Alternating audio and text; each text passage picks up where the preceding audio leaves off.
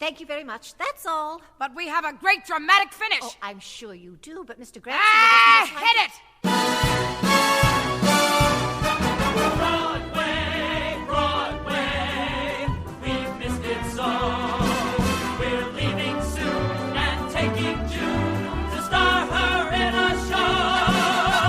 Bright lights with the mad romance. The train is late, so while we wait, we're gonna do a little dance. Hello, all you theater lovers, both out and proud and on the DL, and welcome back to Broadway Breakdown, a podcast discussing the history and legacy of American theater's most exclusive address, Broadway. I am your host, Matt Koplik, the least famous and most opinionated of all the Broadway podcast hosts, and with me is friend of the pod, friend of me, Robbie Rozelle. I have questions. When did this become the most affected opening of all time? The most affected, like with the voice and everything? Uh-huh. Like the has always been there, which is weird for you. I know. But beyond that, like, it's become more stretched out. I think it depends. It depends. It's a lot like Betty Buckley doing Meadowlark. It's, so it's two things. Uh-huh. One is when I do the intro with someone who's been on the podcast before, Sure. I get a little self-conscious and I start doing weird things with it because I'm like, Robbie's heard it 4 times in person, let alone like whenever he listens to the pod. Long-time listener. Exactly. But when it's usually a new guest, I just go for it. Sure. But also, I've been kind of toying with this character I want to try out, where it's this Broadway interviewer that is so self-serious and yet their questions are insane. His name is Timothy Cavanaugh.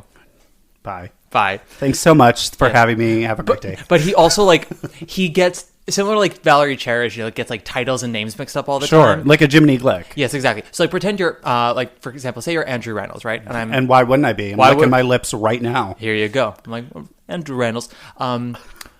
You were so effective in that musical you did where you, God, I don't have my notes here right now, but you had AIDS in it. It was very effective. Oh, God, what was it called again?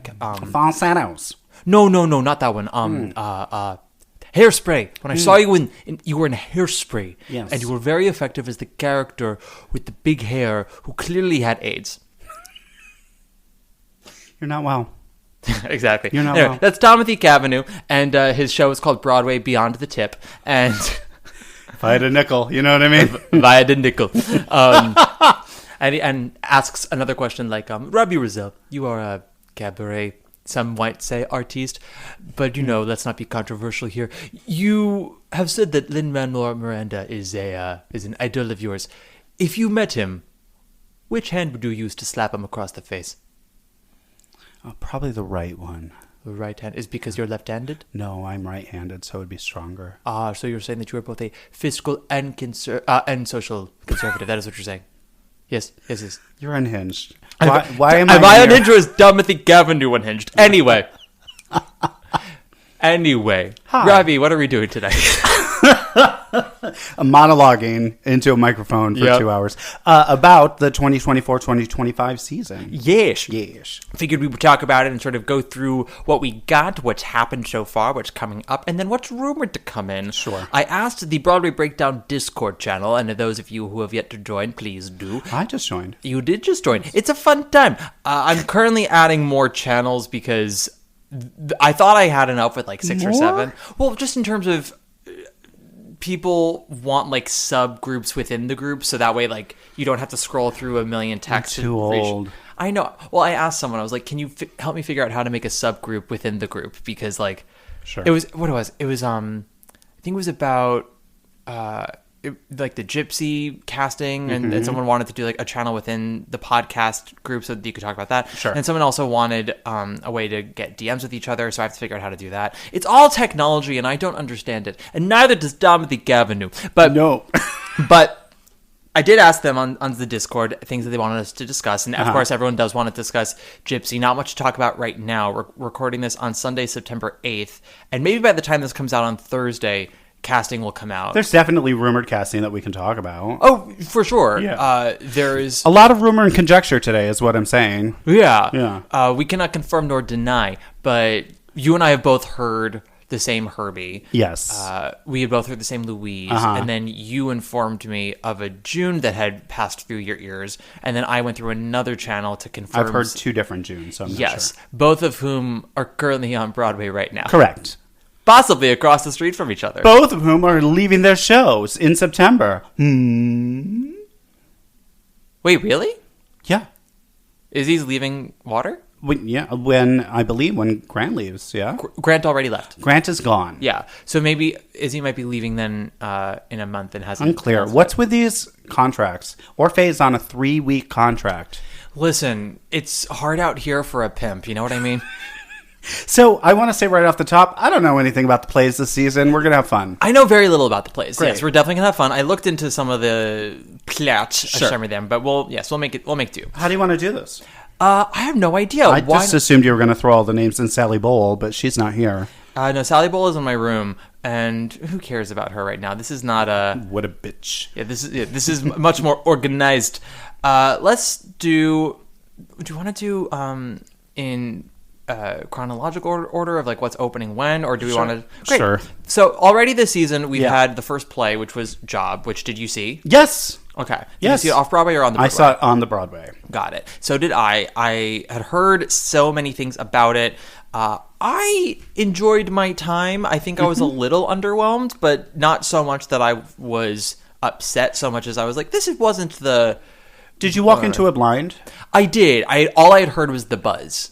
I walked into it like fully blind. I just knew it was like 2 actors from Succession and therapy. Because you can't really... You can't talk about the play without giving away the play, except to say it's a therapy appointment gone awry. Yeah. Well, that's how I always felt with Next Normal. That bugged me. It was like, we have to talk about the twist because it's in the first 20 minutes, and that ends up being what the play's about. Right. But people didn't want you to spoil what Aaron Tveit was. It was like, go fuck yourself. Please. Aaron Tveit has spoiled who he is for years. Spoiler alert, Aaron Tveit is translucent. Yes. He's barely there. He's basically just that vampire from Twilight. At this point, yes. He shines like a diamond. Currently in Moulin Rouge. There it is. So, actually, well, technically speaking, our first play of the season was Home. Which I did not see. Actually, no, it was Home, Oh Mary, and then Job. I'm so crazy. Oh, really? Yeah. So I saw Home at Roundabout. I did not see it. Revival of... Came and went, right? It was super came and went. Oh. I hate to say this, but I do know that Roundabout's trying to fulfill a diversity quota with the works that they perform now because they have a history of being mostly white authors and white directors and white casts. I hate calling it a quota. I think that they are trying to do better. I would normally say that, except Home honestly felt like a quota. Oh, okay. Because it came and went. There was absolutely no advertising for it. Yeah. It felt... Even Kenny Leon, it felt like he just sort of rushed through it so he could get to Our Town and then eventually Othello. Sure. Which is a shame because I watched it and I was like, I feel like there was something here. You know, it must have been a very important play in its time from the late 70s, early 80s. Sure. But it was in the American Airlines Theater, which is a large theater, but a small theater, but it felt large with that play. Yeah. The whole thing just kind of felt lost. I feel like plays feel... I feel like it's too big to be a playhouse. The airlines? Yeah, it depends on what they do. I've seen so many plays just get swallowed up by like the expanse. Yeah, I feel like something like Noises Off, I felt worked in that theater. I loved it. Yeah. But no, something like The Home, sure, would not. And same it's way, like a four-person play, something like that. Three-person play. And this in the same way that I felt Job was a little swallowed by the Haze, and the Haze is a small theater, it's like 500 seats. Yeah, but I know that off Broadway, the 2 locations they were at, its Job was very big on the fact that it was such an intimate production. Sure. So I felt like maybe something got lost in translation for me, but I did enjoy it. Oh Mary was, of course, in between those. Oh Mary, no one's ever heard of. No one. No one's seen it. No one's talking about No. it. Moving right the fuck along. Have you seen it on Broadway? I did. I haven't seen it since it transferred. It does not get swallowed up in the Lyceum, I'll say that. For everything about it that has gotten improved by being bigger, faster, and broader, there are a couple of things that have diluted it a little bit, in my opinion. Okay. But that's just a me thing. Like, there Sure. were certain moments off Broadway that I enjoyed that they milked a bit longer, that they're like, nope, no time. Yeah. For example, Mary getting off the desk. Sure. Yeah, things like that. But overall, it's still a marvelous time. It's wonderful. And then we have Once Upon a Mattress, which is I saw currently it. playing. Yeah, you saw it. Did you see it at Encores as well? No. Okay. Well, you mean you still kind of did. Yeah. Mm-hmm. Yeah. I had a good time. Like, I laughed. I could watch Sutton Foster do that mattress ballet. Yeah. The highlight for me was Michael Urie and Sutton Foster's mattress pantomime. Can we talk about Michael Urie walking up steps? Absolutely. That was so funny. Mm-hmm. But I feel like Brooks is, like, wasted in the show. Brooks is very wasted. Anna Gasteyer is great, but she's given no direction. So I think you saw it a little more recently than I did. When I saw it, they were just about to open, so she'd only really kind of been doing the show in full for like a week and a half at that point. Yeah. And she was still trying to figure it out, so she didn't get a lot of laughs the night I saw it. She looks like Meryl in that wig. She sure do. My only issue with Michael Urie walking up the steps, and I talked about this as well, is that the big payoff in Act 2 is done upstage to the left. Oh, sure. So it's actually cut off to like a third of the audience. And that's not a Michael thing, that's a directing thing. That's a Lear, that's a big no-no. Yeah. But mostly I'm very confused by that set. I'm also confused by that set. The banners. Why is there a hot dog stand? Are we in New York, like old New York? I have no idea. Why is there a taxi? Well, I mean, we find out that members of the court are from Bushwick or whatever it is. Right, which is like the Greenpoint. That's like the new joke, right? Once Upon a One More Time had that same kind of joke. Yeah.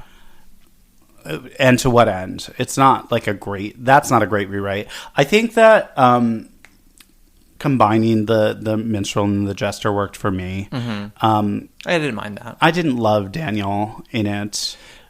Daniel, for me, felt like a miscast. He just felt sort of stiff. But again, I don't know how much rehearsal they got in the transfer. They got Thumbelina's worth of rehearsal. Sure. Yeah, I think there's a reason why the actors who did it at Encores are popping more than those who are brand new. Mm-hmm. Not a lot of rehearsal, not a lot of direction. Sure. And there's just, it's up to them to figure it out. And everyone has a moment that lands, but none of the new members have fully congealed performances, in my humble opinion. Maybe things have congealed since I saw it a month ago, but that's also what time is for. But and then we have The Roommate, which is in previews right now, which your husband saw land. He did. What did he think? He loved it. Mm-hmm. I have not seen it yet. Neither have I. I just did Patty's album, and so I have a very big bias of, yay, Patti LuPone, who is so wonderful and kind to me. You're the one. Yeah. He's... you know what? I walk in, I do my job, I make a joke, and I leave, and she likes that. Yeah, I think she would prefer it if everyone was like that. 100%. That is her MO. You can fool around as long as you're doing the work. Yeah. And so she's just been so wonderful. However, he said... And his favorite film of all time is Rosemary's Baby. So Mia Farrow, and seeing the two of them together and how they are so wildly different on stage, and the sparks that fly from that is really great. He loved it. The word I've gotten from everyone I know who's seen it, those who loved it and those who were like, it's fine. Sure. They've all been like, it's Mia's show. Sure. That she kind of has the better role which is odd, because from what it sounds like is that Patty is more the wacky character and Mia's the straight man. Because Patty's that 50-something. 50-something. 50-something.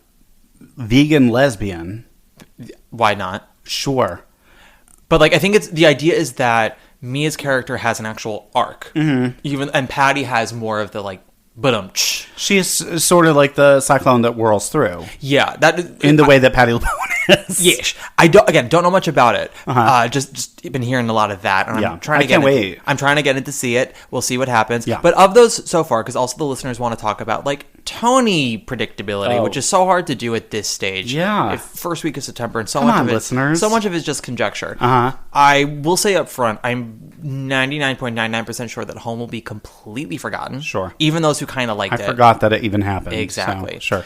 I think if Job comes in anywhere, it will be with the two actors, just because acting in plays this season, it's a little wonky in terms of, is it an overcrowded field or is it actually going to be a weak field? I don't know. It's a star-studded season. It is. So, question mark. Yeah, and it will be long gone. Yes, that is also true. And the Tonys aren't total starfuckers, but they're not at the same time. Right. They don't have that much pride that they will totally ignore Robert Downey Jr. and George Clooney. Like, Right. McNeil and Goodnight and Good Luck have to be absolutely atrocious for them to do it. And didn't he win the Oscar for Good Night and Good Luck? No, George was nominated. directing it? He was nominated for George.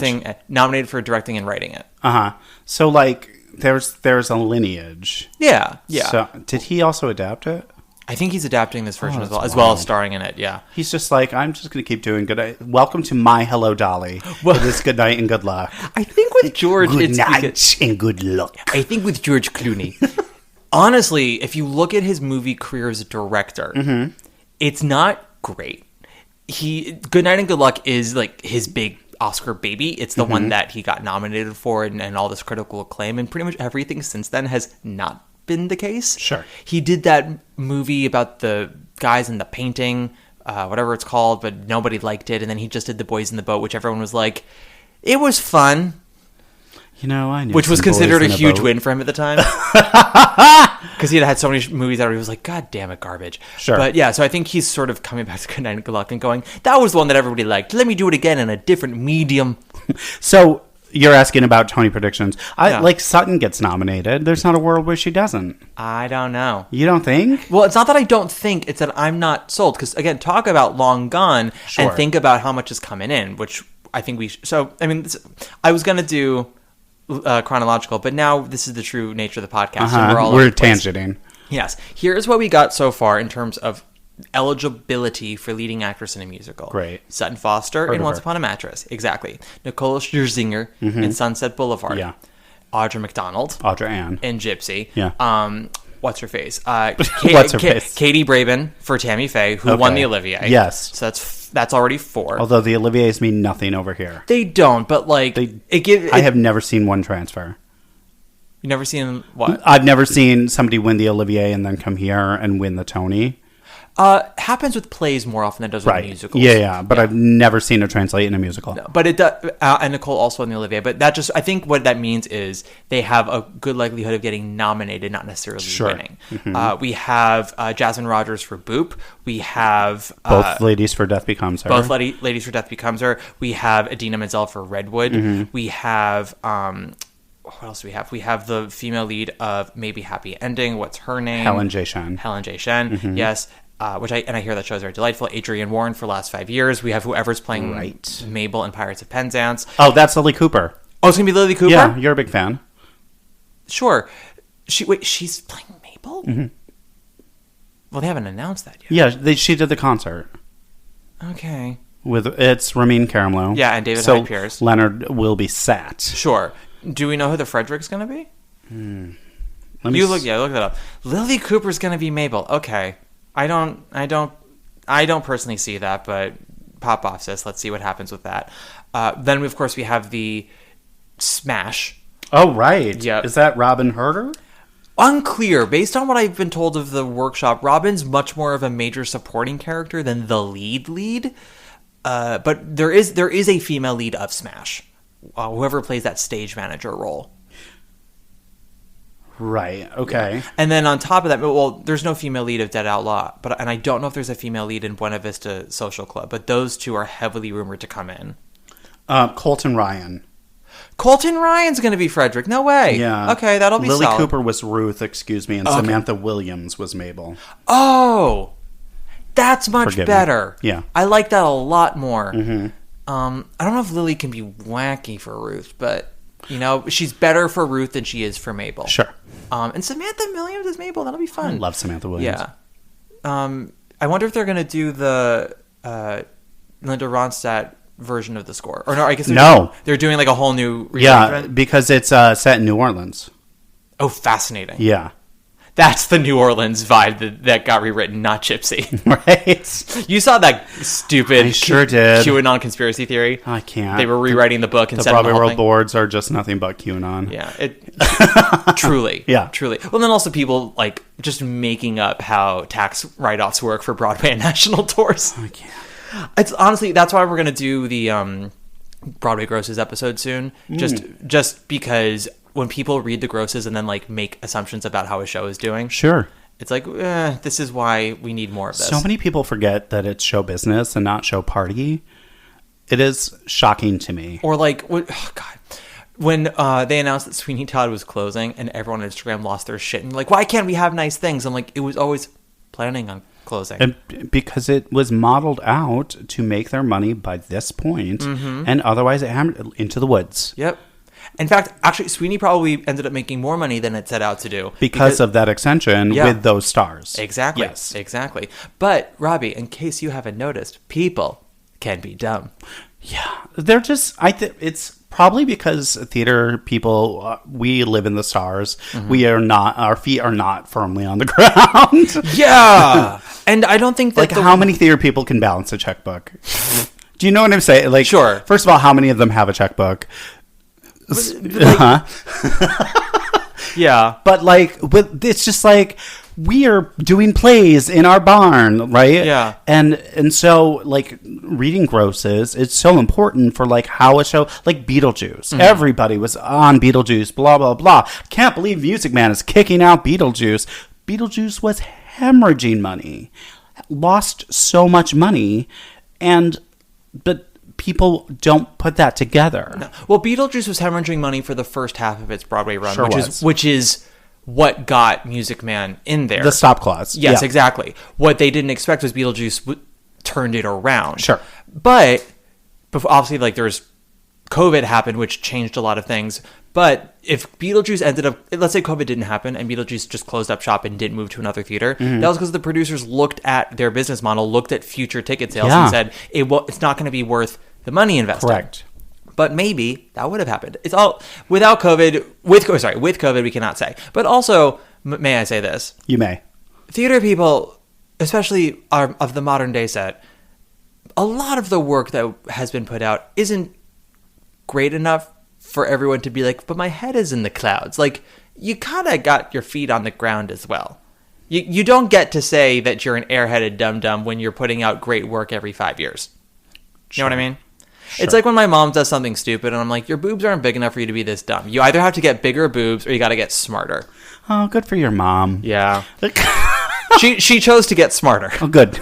Great. Honestly, it took. Yeah. And speaking of knockers. Is this where we take a break? In a minute. Let's actually, what have you heard about Death Becomes Her? Oh, I know a lot of people who saw it out of town and loved it. Said that the second act is weaker than the first act. That both of them are excellent. Megan Hilty is obviously, because the showier role, like just mopping up. Madeline Ashton is, yeah. Yeah. I can't wait. That is a film that screams to be musicalized, so I can't wait. I mean, the movie is just so big. It's very telling that they haven't released any full songs from it anywhere. Yeah. I think they're trying to keep it as under wraps as possible to keep the suspense going. Sure. Which is... Like, we've seen scenes. Yeah, well, they showed one little bit of a song. Yeah, that Michelle Williams song. No, and also one with Megan and Jennifer. Yeah, when they're like vying for Christopher Siebert's affection, and Megan is wearing the leopard print on the leopard couch. Yeah, it is so funny. But that is dialogue at first. That is a scene. But then it goes into like Rich Steve kind of music. But I don't know. I'm very interested. I've said it before. I know Julia Madison and Noel Carey a little bit. They went to school with me. Yeah. And they are very, very funny, very smart people, very talented people, and very odd. Like they are the right mentalities for Death Becomes Her, because Julia is a weirdo. Yeah. And that's who you want to write the score for this kind of show. So I am interested in it. I'm hoping that they've done the work. Same thing with Boop. Everything I heard and was told about Boop from Chicago is like the bones are there. Yeah. If they cut what needs to be cut, this thing is gonna like take off. Great. So you hope, you dream, you pray. Oh my God. Right? I mean, I'm gonna call it. I will say that Jasmine Rogers will be nominated for Boop. I think it's, from everything I've been told, it's a Star is Born performance. Yeah. And great. And she'll be, the show will be running by that point. Same thing with Audra and Gypsy, and Nicole with Sunset. Yeah, and I don't know. I am not totally sold that Sutton will be nominated. I don't know. It could also be one of those years where there's like 7 people nominated. That's also true. So like all rules are out the window. Yeah. You know what I mean? Yeah. There are no norms. The moment anymore. Did we get 7 or no? We got 7 supporting actress in musical nominations and 8 scenic design for musical nominations. I don't know how that happened. Unclear. Especially with the 8 that it was. I was like, who voted for Lempicka and Back to the Future over Great Gatsby? Like, the set is very good in Great Gatsby. Yeah, say what you will about the show, and Lord knows I've said everything. Mm-hmm. I do think that show is very well designed. Yeah, it's beautiful to look at. Yeah. Mm-hmm. I also would have given them a lighting design. I also miss a set, so it was nice to see one. It was nice to see one. There are a lot more projections in it than people realize, but it's a very well... It's a smartly done projection. Yeah. Which I appreciate. It's put together nicely. Very well put together. I wish I could say the same about the script, but here we are. McNeil just started previews. Robert Downey Jr. At the Beaumont, and apparently it's like kind of meta, and like and that, do you know that movie Simone with Al Pacino? No. He's a director who gets fed up with actors and is given me every day. I know, he's given an AI program to create like the perfect actress. Oh yes, of course. Yes. And Simone stands for Simulation 1. So from what I understand, McNeil is a little bit like that, where Robert Downey Jr. is this writer who's obsessed with AI and then like kind of gets absorbed in it, possibly.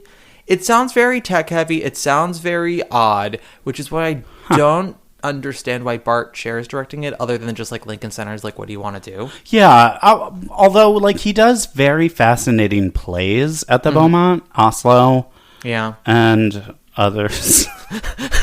You sound like Eric Cartman in South Park when he becomes Ginger, and he's like, he can't think of any other Gingers other than Ron Howard who've gone on to do great things in history. So when he's making his speech, he goes, "We are proud people, descendants of great Americans like Ron Howard and others." Yes. Bart Scher has done so many wonderful plays at the Beaumont, like Oslo and others. I think this is only his second straight play at the Beaumont, because I think so, because most of his other plays have been in other houses, like To Kill a Mockingbird and Awake and Sing and Golden Boy. I think Beaumont has been mostly musicals for him. I'm just looking that up to refute it if that's wrong. It's probably wrong. I also don't really care all that much. That's true. I forgot about Pictures from Home, which was last year. My God. Oh yeah, that was at 54. It sure was. Yeah, all of the straight plays he's done have been outside of the Beaumont. Yeah. He mostly it's musicals at the Beaumont, with the exception of Bridges at the Schoenfeld and Fiddler at the Broadway.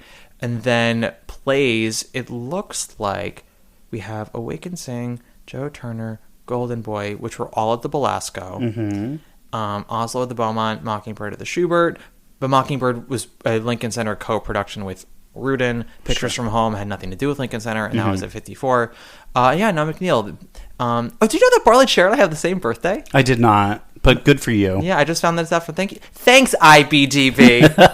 I mean, granted, he's 31 years older than me, but he doesn't look it. He doesn't look it. I don't look it. Well, he looks 5 years older than me based on how I'm aging.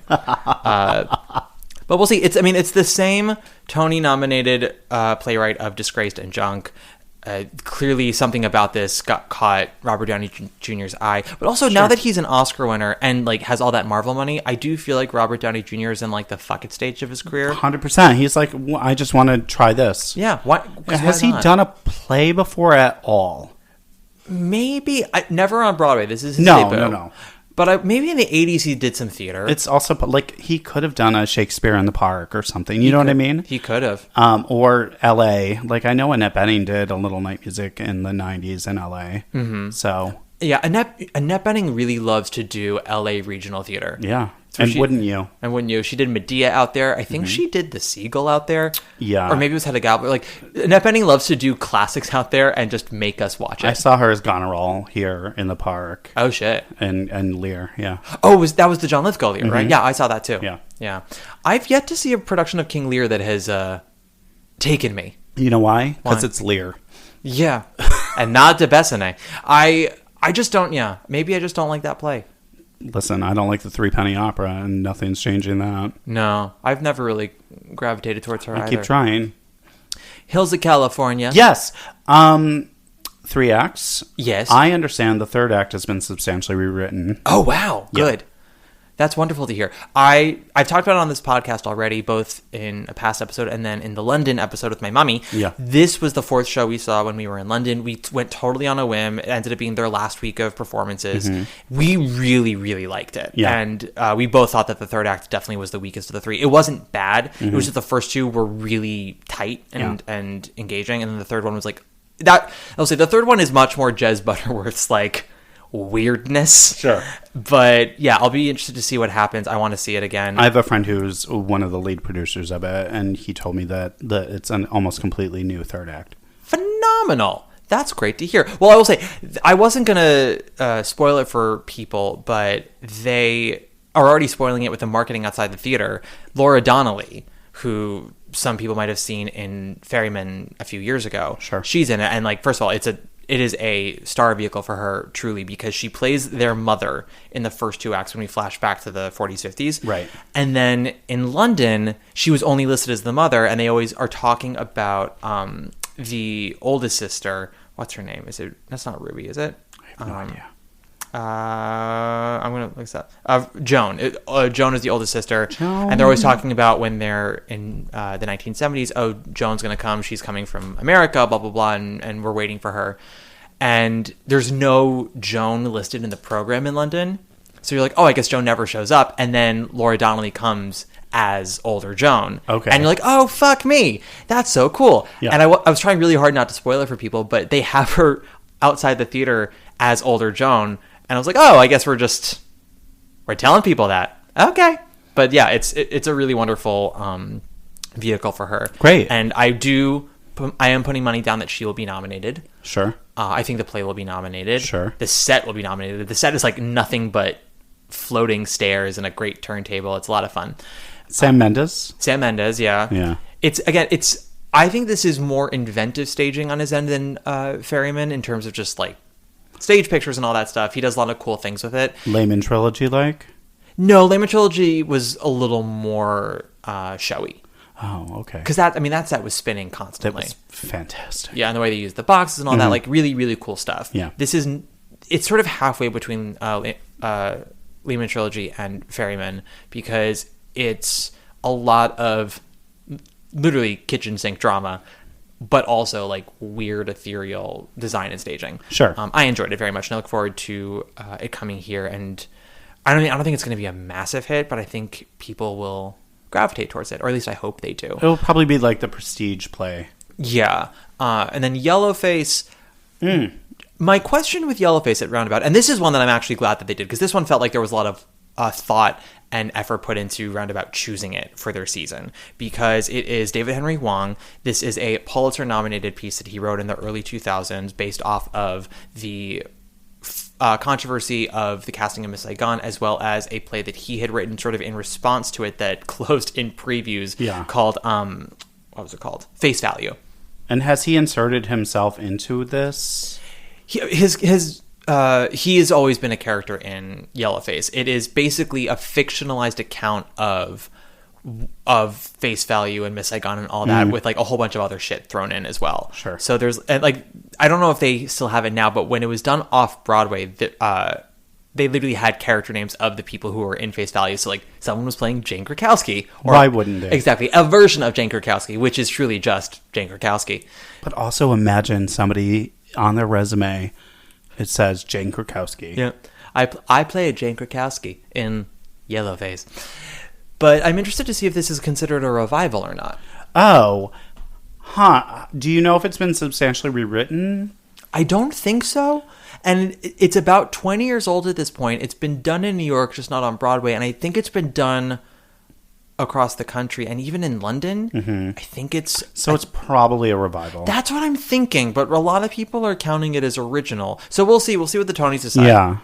Because usually when it comes to revival stuff, I have a good sixth sense about it. Where I will look at it and just be like, you look like a revival to me. And my initial instinct with Yellowface was that it was a revival, or that it was going to be considered one. Yeah. I like the artwork of it a lot. Oh yeah.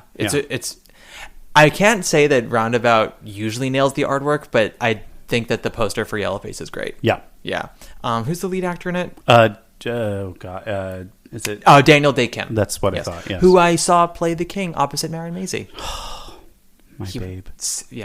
That was the best version of King and I that I saw. Incredible. So good. Any hopes so far from the shows you've mentioned so far? What was this round? So we've talked about Home, Oh Mary, Job, Once Upon a Mattress, The Roommate. Any Tony hopes for any of them? Oh Mary, for sure. Yeah. Best play, probably best actor. Yeah, it depends on where Cole decides they want to go, because the Tonys will ask. That's been their MO lately, has been they've gone to the performance and said, where do you want us to put you? Yeah. And the performers say, which I think that until there's a future of non-gender categories or whatever ends up being the future, now this is a good sort of stepping stone of asking the performer. But wherever Cole will want to go, and I think Cole will take a look at the season much like Alex Newell did and go, what category? Put me an actor. Yeah. Exactly. Where am I going to win? Where am I going to win? Put me an Although actor. it's possible Cole doesn't win an acting and wins for writing, and it's an award for both. It could be. We'll see what ends up happening come spring, because there's a very good shot that O'Mary will still be running in the spring. We talked about this over Chips the other day. We did. About how long Cole will extend with, and then... who could come in. Exactly. I think if the producers of O'Mary are smart, and if Cole is really eager to win that Tony, and I do know a couple of those producers, I said, have Cole extend as long as they can. Sure. And then do as many wacko star castings as possible. Put in Amy Sedaris, put in Molly Shannon. Amy Poehler. Anybody with a crazy glint in their eye. Yes, who's willing to do it for 3 to 6 weeks at a time. Oh my God, what, it's just Orphe? Orphe. Oh my God, yes. In Chicago? It's Charlotte Demoise. And anytime Amy Poehler can't go on, you bring in Charlotte Demoise. That's what she's there for. Kristen Chenoweth does 3 weeks. Absolutely. Of pratfalls. Yeah, and then Ariana DeBose comes in.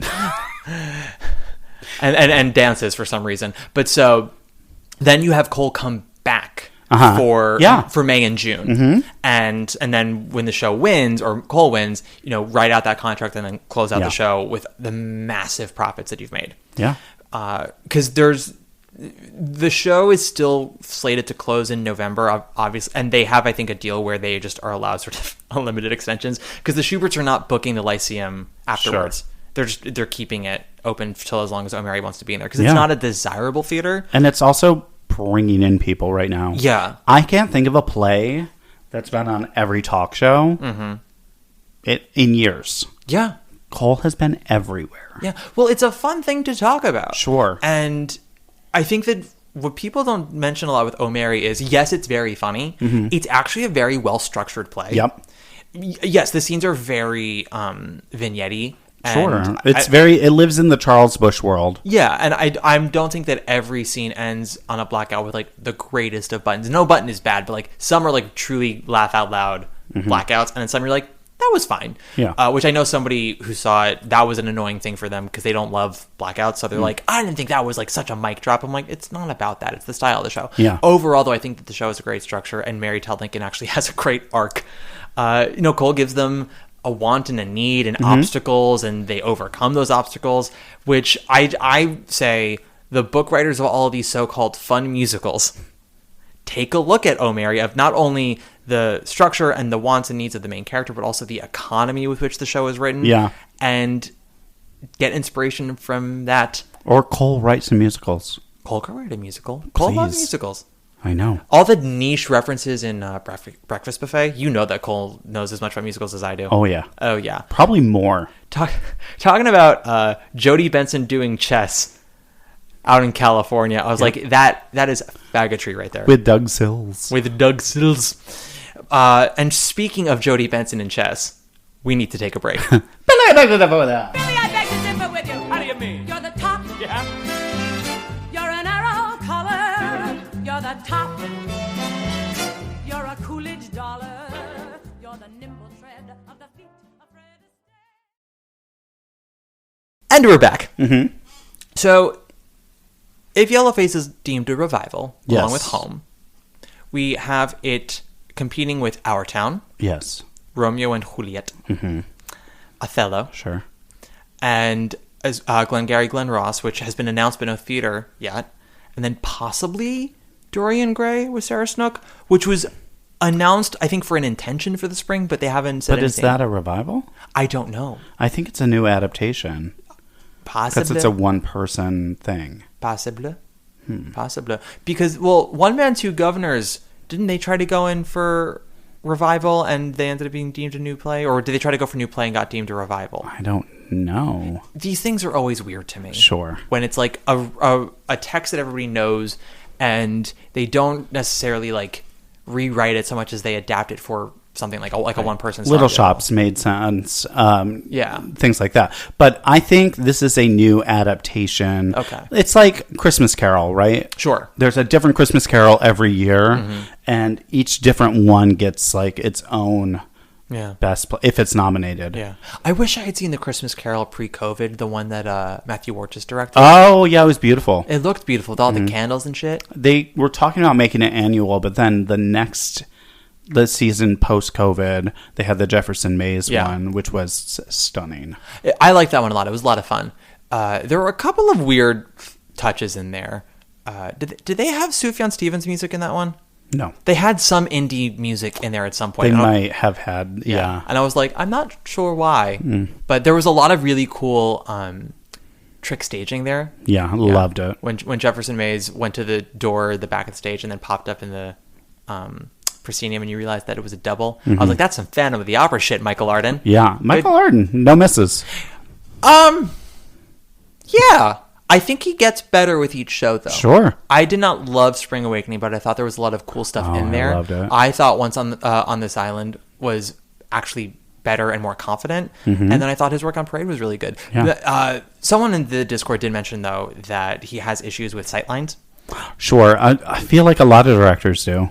Yeah. Because they're all watching their shows from row G and center. Yeah. And they're not going up into the balcony at all. Yeah. Or like to the left of the orchestra and finding out that the platform you have for Parade means that actually a solid like 40% of your audience can't see major pieces of staging. Yep. Which is a shame because there's a lot of great stuff going on in that production. But I'm excited to see what happens with Queen of Versailles. Oh, yeah. Versailles. I know it's Versailles. That woman is from my hometown. I'm pulling a Dominique Avenue. Oh, Timothy. The Queen of Versailles. Or Versailles. Versailles. Yes, Versailles. Christian Chenoweth, the star of Queen of Versailles. That just sounds like a pasta. Yeah. Or he would go the other way and be like, Christian Chenoweth in the Queen of Versailles. Exactly. I think he would go Queen of Versailles.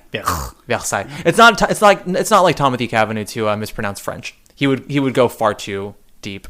I somehow every time I see you get a little gayer, and I just have to applaud that. I don't think I get gayer. I think I just get freakier. Both. Yeah. Why not both instead? Speaking of gayer. But so with those revivals, sure. I'm very excited for Othello. Probably I'm not going to be able to see it because of how expensive it is. Yeah. I don't know anyone who's going to be willing to go to that. Well, you get tickets now. Yeah, I don't think that's when they're going to give me tickets for. They're holding out on me for The Roommate right now. That's weird. Thankfully, I have like a lot of critic friends who like to bring me as a plus one. Yeah, so. I'm reaching out to friends already and being like, so Othello. So yeah, yeah. How about her? We'll see what happens with that one. But I mean, I'm still holding out hope for The Roommate. I think that they're just being a little stingy right now before it opens. Yeah, sure. And I think by the end of September I'll be able to get some. 100%. But yeah, Othello. I think that's going to be a major player in revival. Romeo and Juliet. We'll see what happens with Romeo and Juliet. I am so on the fence if that's going to be good or not. I love that cast. It's a fun cast. I love how young that cast is. The moment they added Gabby Beans, it was like, oh, so we came to play. Mm-hmm. Yes. And Kit Connor of Heartstoppers? Come on. I don't think I'm allowed to talk about Kit Connor on mic anymore. Legally, yeah. But like, that's two of the Heartstoppers cast in the same season. It's true. Or the same year, I guess. In the same calendar year, yeah. That's wild. I know. They're showing their chops. Yeah, they're out here trying to become good, which I love. I mean, they're already good. Like Daniel Radcliffe. Exactly. Yeah, they're not resting on being, teen heartthrobs. They are. They want a long career and they want to pick cool projects while they have the clout. And I think that's really admirable. Who's directing this Romeo and Juliet? Sam Gold, which is why I'm a little on the fence. Oh, it's going to be up and down. Exactly. I will say, this is Sam Gold's third production in the Circle in the Square. And the other two he had were Fun Home and Enemy of the People, two of my favorite nights of theater. So maybe that theater is just good luck for him. Much like the Beaumont and Bart Shear. Yeah. Yeah. Unless this is Sam Gold's Camelot. Oh, why do you hate me? because the gay men are self-hating, baby. Wait, what's so funny is I went to Bart Shear's Wikipedia and I didn't even see Camelot on there, and I don't know if my eyes just jumped over it. Or Wikipedia was like, there never was a camel toe. We don't know what you're talking about. Anyway. And that had computer graphics in it too. I'm very intrigued by, first of all, like suddenly we're in this weird Romeo and Juliet Renaissance. Yeah. Because they just did it on the West End with Tom Holland. Yeah. But I was thinking of the director. Oh, Jimmy Lloyd. Yeah. And so this will be wildly different than that. Yeah. And they're doing it at ART right now. Sure. Yeah. What is it, in like the public domain or something? Weird. My God. It's Show like, business. It's like the new Gatsby or something. Jeez. They don't even have to pay royalties. My God. Yeah, no, there are so many variables right now with all of these revivals. Because, like, also Our Town. I don't know what the fuck that's going to be. I've never seen Our Town. Never? No, I know. Girl. I've never read Our Town. Girl. Raspberries. Oh, now you're just speaking dolphin. Where have you been? Well, doing musicals. Gross. Well, you know that they tried to make a musical out of Yes, Our Town. by my friend John Cantor and Fred Ebb. And also Jones and Schmidt. Oh yes, Grover's Corners. Grover's Corners, yes. I don't Yeesh. remember what happened to that. Why? They only had the rights for a limited time, and when they did it in Chicago at the Marriott. Sounds about right. Yeah, Liz Calloway was in it, and I feel like Mary Martin was supposed to be the stage manager, but that didn't happen. Yes. And they didn't get it right, and the rights lapsed, and they just... This was like, what, the early 80s? Yeah, Thornton, mid-80s, I want to say. Okay. And Thornton Wilder was just like, no. Yeah. This must have been around... Yeah, this was around the time Mary Martin had done or was about to do Legends. Yeah. So she was... If she was attached to it, it was probably for a minute, and then when, like, push came to shove... She was like, I'd rather be in Brazil with my husband. Well, she had no memory for lines or lyrics anymore. Yeah. And no one was saying it. James Kirkwood had to find out the hard way during Legends. That book is perfect. That book and Song of Spider-Man. Oh, yeah. Give me such anxiety reading them. They're amazing books, and I will read them once a year till I'm dead. But what's the name of the Kirkwood? It's Diary of a Mad Playwright. Yes, it is wonderful. And you can get it on Kindle. Yeah, it's so good. Worth it. It makes me want to read Legends now, though, because... Oh! Have you ever watched Legends? I've seen clips of them. Whole thing is on YouTube. Okay, I'll watch it. Well, because what everyone says is that, like, it's so campy and fun, but it's a bad play. Oh, yeah. And, like, that's part of the reason why it failed. But you read the book, and you're like, it must be good because they're like recognizing problems and like they're talking about how it's working and all these other things. But then the reviews keep coming out and they're always bad. Yeah, but like if your cast isn't accepting changes because they're Joe Biden, you know, old. Oh, sure. And I was about to say Joe Biden accepted change. He stepped aside. Yep. Unlike Mary Martin. Yeah. And who was being fed lines and picking up taxi signals. Can you imagine? I can. Oh, God. Anyway. It happened to Michelle Federer and Wicked. Her chair used to move all the time because of taxis. Oh, that's right. Yeah. Wow. Thank God for she's still married Nora Leo Butts, so good for her. They survived it together. He injured his back and she was getting whipped around by taxi cabs. And they were like, this is our Paradise Square. Whipped around by taxi cabs is truly just a ride at Coney Island. All right, what's our next show? I don't even know anymore. But I will say, Our Town. Yeah, for me. So I talked about great. Well, it's a fun group of people. I have no idea if it's gonna gel. Just like from like the moment you say Katie Holmes is in Our Town, my brain goes, "What does that look like? What does that sound like?" A lot of hair pushing back. Yeah, and a lot of jaw acting. Every time I think of Katie Holmes, I think of Anne Hathaway's imitation of her on SNL. It's like, yeah. And then, what's her face? The girl who's playing Emily, who I love. She was in the movie about the agent's assistants on Netflix. What's her name? God damn it. Zoe Deutsch? I Love That for You? Is that Thank the you. show? No, that's the name of the actress. No. Oh. But I Love That for You. Is that the show you're talking about? No, it was a movie on Netflix. She did a rom-com with Glenn Powell. Glenn Powell. Yeah, there you go. And Glenn Close. Glenn Close isn't everything. It's just a lot of makeup. She's just trying. Yeah. You know that Glenn Close was the Twister in Twisters? Yeah, that makes sense. Amazing performance. She's Jane Krakowski in Yellowface. Yeah, but I just don't know what that revival is going to be. Yeah. But it's a beautiful play, and I'm interested for you to see it and get your thoughts. Kenny Leon, what are your thoughts on him as a theater director? I think that Kenny is a really good caster, which is why I'm like both iffy on Our Town and also like cautiously optimistic. I think he puts together a really good ensemble 90% of the time. That's how I feel about Scott Ellis. Yes. My issue with Kenny is I don't feel like he's the most hands-on director, and sometimes it works. Like Top Dog, Underdog, you just sort of need two good actors who have a grip on the material and let them fly. Yeah.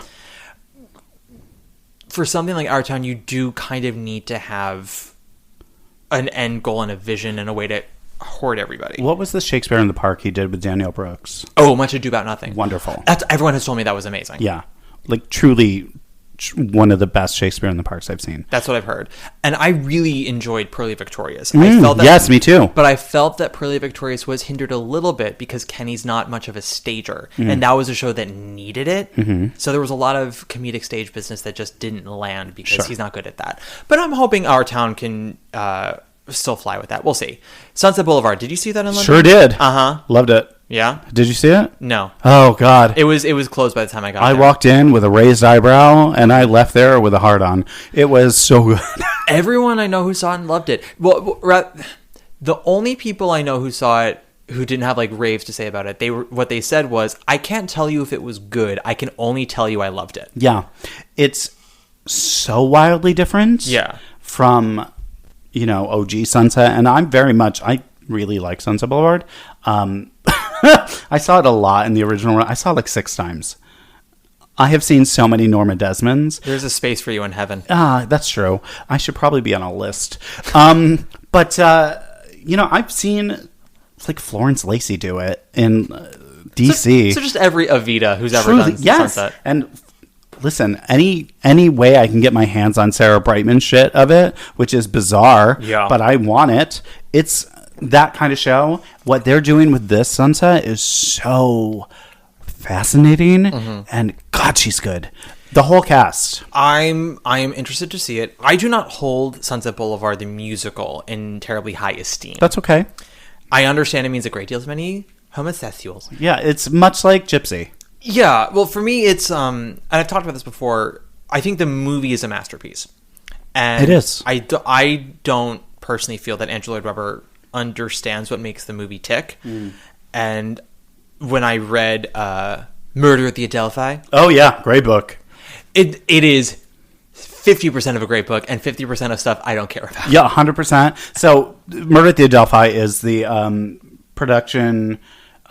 He's in the ensemble. Equity deputy and ensemble member of the London production of the original Sunset Boulevard, and it's his diaries of that time. And so, yeah, sometimes it's like, I'm going to go direct this benefit for 3 people in like Oslo or somewhere, but then it's like wonderful tea, a lot of fun, and it's over 400 pages, not one photo, because, and so it's like chock-a-block. Yeah. He's there through Betty. I think speaking of Betty, the way that it works, obviously it goes through his casting and then rehearsals and tech. Tech is a major chunk of the book. Of course. Which again, also talk about, giving you anxiety every time they talk about how like something stops and breaks, and previews and performances. And he covers the Patty firing a little bit, but doesn't go into it too much, just because it's already clear by that point in the book that like there's so much mismanagement and miscommunication with British Equity and Really Useful Group, and just like British Equity not having the actors' backs at all. They're just trying to let Really Useful Group do whatever they want. Right. My favorite part of the book, and my friend Danny and I laugh about it to this day, because Danny lent me the book, is basically, so Patty leaves and he goes, June 30th, Betty Buckley joined the company. December 30th, Elaine Page showed up. Like, he does not talk about Betty in the show at all. Barely. I mean, he does. He's like, the show had a contract with her that was like, the show didn't start until she was emotionally prepared. Yep. That was written in the contract. Yep. That's a kookadoo. It is absolutely kookadoo. So they would often hold the curtain for like 30 minutes. Imagine. Because she also wouldn't show up to like 10 minutes before.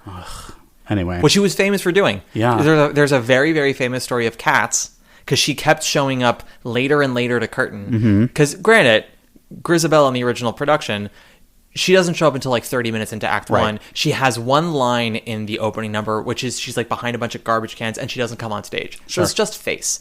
And Betty had found a way to get her makeup down within like 5 minutes. So she would show up like 10 minutes before curtain, 5 minutes before curtain, throw it on, do her one line, and then like get into her Grisabella garb.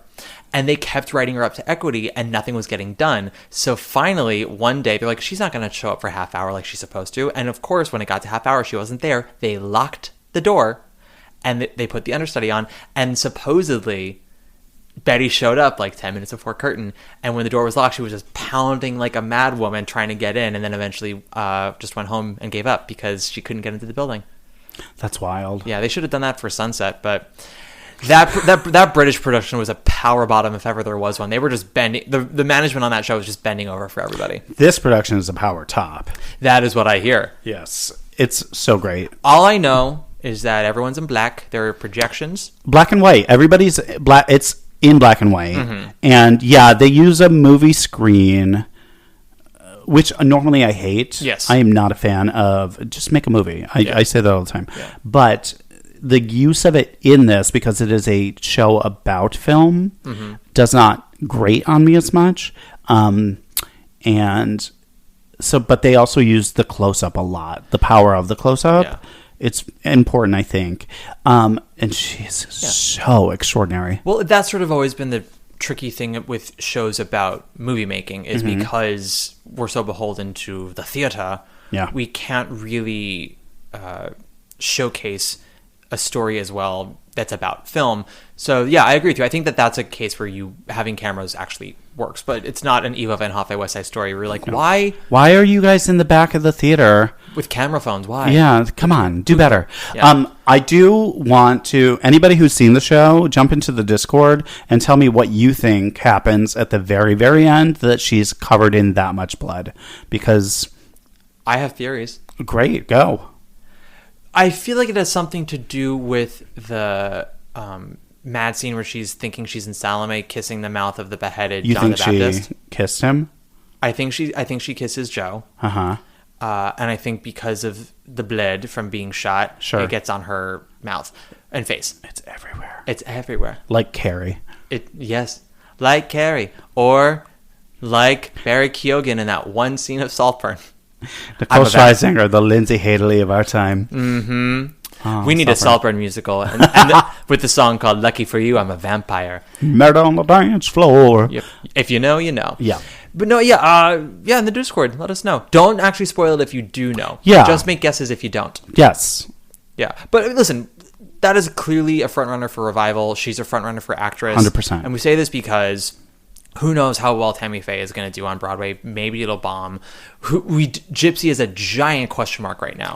Yeah, but a great question mark. Well, it's huge payoff, but also could be a huge loss. It's the magnitude of Audra in that role being directed by George C. Wolfe, and we're all just sort of like, please be good, please be good, please be good.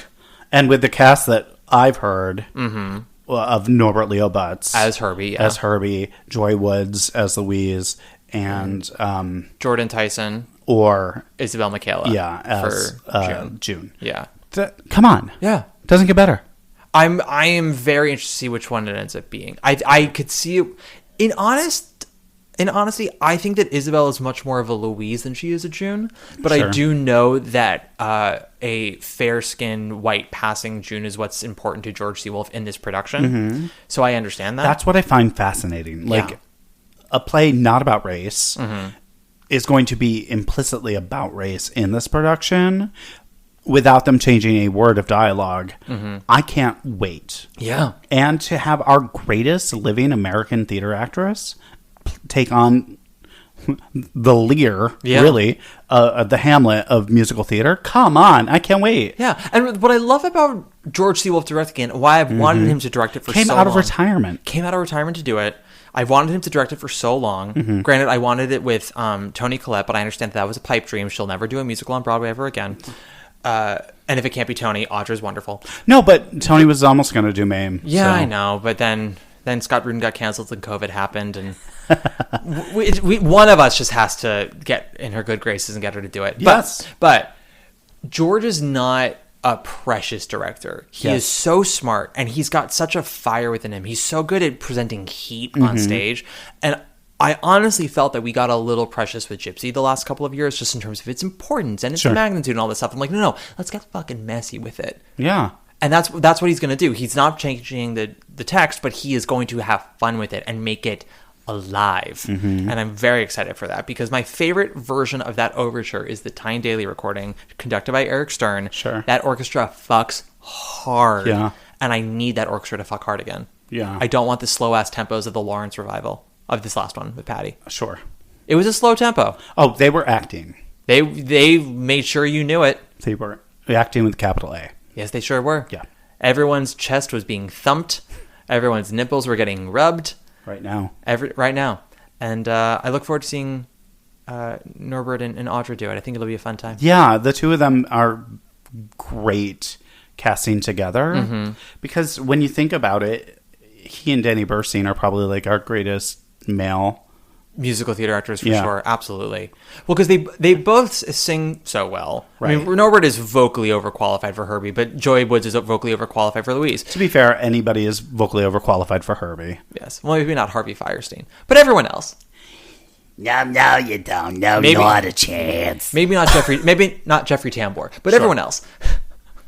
But God, he was in and out of that Lacage faster than I was in and out of the Taco Bell on 59th the other day. but also like, wouldn't you be? But so he's vocally overqualified, obviously, but like he is a beautiful, wonderful actor, a wonderful dropped-in natural actor. He's not. He can be showy when it calls for it, but he's so gregarious and honest. Yeah, I got to see him do How I Learned to Drive at Second Stage many years ago. Oh, sure. He was what's his face, Uncle Flick or whatever his name is, and was so incredible in it. Sure. It was true. Like the show kind of was about him in that production, because you can't not take your eyes off of Norbert. Right.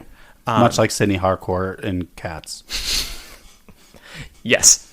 Oh, Sydney and Cats is We were blessed this summer. we Let's sure just say were. that. Cats the Jellicle Ball, man. That gave me everything I needed in a bag of chips Twice. and some queso. It's Oh, I could go for some case. Anyway. But yeah, I mean, ultimately, So other Gypsy's exciting. it's exciting and a big question mark, and we're hopeful. And Tom Carnegie is a man of taste who also spends money. So we're going to get like a set. I hope so. You know what I mean? Yeah. Because I saw the Sam Mendes production that did not have a set. No, it had a semi set. Yeah, semi. We could all do wonders with a semi, but and like, Arthur's like Encore's version, which didn't had have a Napsing. set. Yeah. But like, there's a difference between the Patti LuPone Gypsy set / Sutton Once Upon a Mattress set, and then the Sam Mendes Gypsy set. Like the Sam Mendes Gypsy set, the idea was that it was all the world's a stage, and like there was intention behind it. It maybe wasn't lush, but there was great intention. I didn't love that production. And this is where the episode ends. No, I know. Thank you so much. Many people didn't love that production. I did see it. The first time I saw it was the first night Bernadette was out, and Maureen Moore was her standby, and she was exemplary. She was fucking incredible. And they had added some drops that night for the first time because they were doing it on a bare stage the whole time. Yeah. And so they were just starting to add things. I didn't love that production. That production had a lot of changes during rehearsals and also in previews, because also there was what Sam wanted to do. I think Sam did kind of want more of a Nicole Scherzinger Sunset Boulevard situation of like not a lot of set and like really messy shit. Yeah, and Arthur's like, you're not taking a chance on my show. Exactly. And so it became a lot more traditional over time. But it's fine. I look forward to seeing what George does. And they're going to spend money on an orchestra. Yeah, full orchestra. Great. Full orchestra. Left on 10th by Delia Ephron. Right. That is a play happening this year. Yes. Starring Peter Gallagher Yes. and Juliana Margulies. Sure. Moving right along. Well, that'll be like a nice rom-com, right? We'll see. A lot of tan and beige. Sure. Sure. It's like a Nancy Meyer's Kitchen, I Yes, suppose. exactly. Wonderful World, the Louis Armstrong musical. So this has been heavily rewritten since it played out of town. Yeah, that's what I heard. Yeah, the Jason Forbach's character, the crooner, didn't exist in the out-of-town version. Didn't know that. Yeah. Yeah. Jason told me that the sides were good. Yeah. He's now fully in rehearsal, so he can't tell me. But when we last spoke, he had been cast and hadn't read the script. And I was like, well, what were the sides like? He was like, sides were fun. Yeah. So I'm hopeful. He said he wasn't sure what songs he was being given yet at that time, the last time I saw him. But yes. Yeah. I hope it's good. I would like for it to be good. The It's set at looks cool. 54, but it's not. It's a rental, right? It's a rental, yeah. Roundabout pretty much is renting everything but American Airlines these days. I mean, I feel like they just didn't have a plan in place for when Todd passed away, and so they're just sort of figuring it out. Yeah. Well, I think, was Carolina Change the only show they've had post-COVID at 54 Below that was theirs? Because I don't think... that can't be the only one. I don't think that The Minutes was theirs. I think that was The a rental. Minutes was not. Days of Wine and Roses was a rental. Yeah, let me see. Huh. I think... And Pictures from Home was not that. Yeah, I think Carolina Change, 3 years ago, is the only roundabout show at 54 Below since COVID. God, I did that cast album. Let me tell you, she is singing. She is singing. That Lot's Wife is one take. I'm sure it is. It's glorious. There's a lot of gifted singing in that revival. And luckily with that album, you don't have to look at the costumes. Unless you get the digital liner notes. This is true. I just remember seeing that and I was like, oh, we're going very literal with this radio and this washing machine. Oh, but Casey was so good.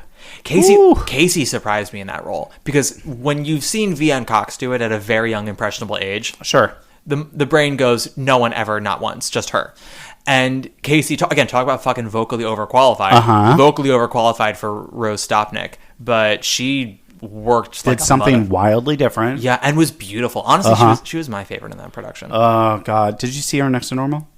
No, I did not see her next to normal. She's exquisite. It's not coming this season, but well. We are told things, and then sometimes things happen. Sure. I know that they hope to come in. Yeah.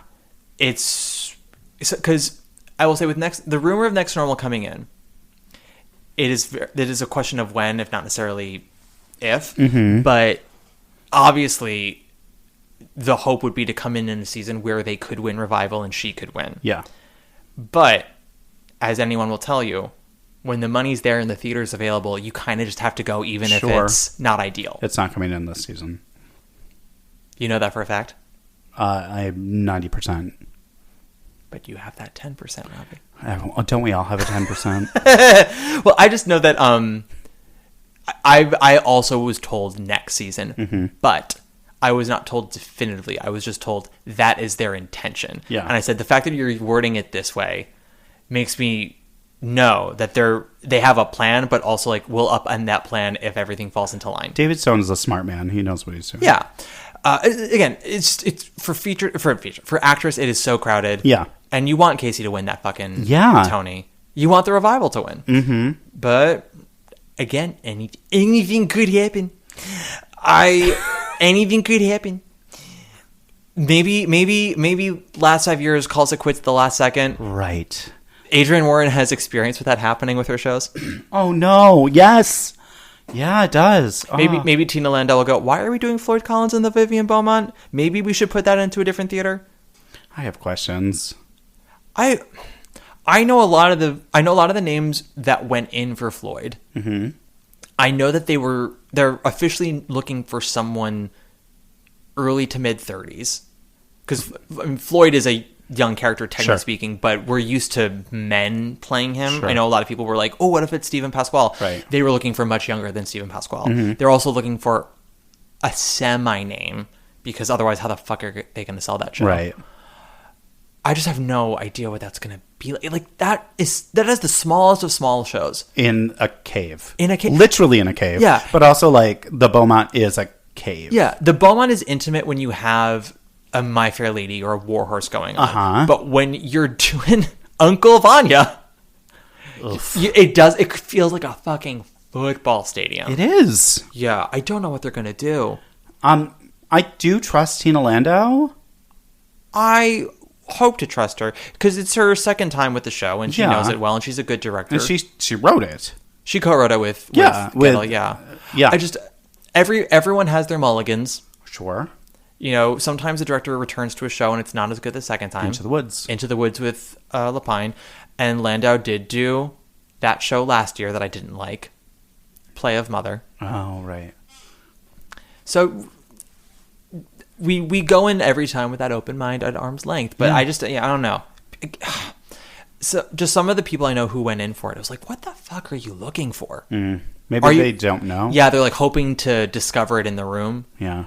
But the last time I heard that happening with auditions was when they were casting the Lapine revival of Woods, where they just like saw everyone because they didn't know what they wanted. Sure. And that's tricky. That's tricky. Although the two people I know who didn't make it to the next callback were both told they didn't fit Tina's vision. I was like, I don't think she's got a vision if both of you went in for this. But it's all a Rubik's Cube, right? Yeah. Basically, anyone, if you're dream casting a Floyd right now, all I'll say is think of people who at least have one Tony nomination, and those are the people that are going in for it. They have to have had at least one Tony nomination. Watch it be Ethan Slater. To beat Ethan Slater. Ethan's much more of a homer anyway, vocally speaking. 100%, but... Yeah, I feel you. Adam Cantor. He went in for it? No, I don't know. I'm just throwing out names. I say, bitch doesn't have a Tony nomination. No, but he's known. No. Stephen Sondheim's Old Friends. Did you see that in London? Oh, yeah. I did not like it. Yeah.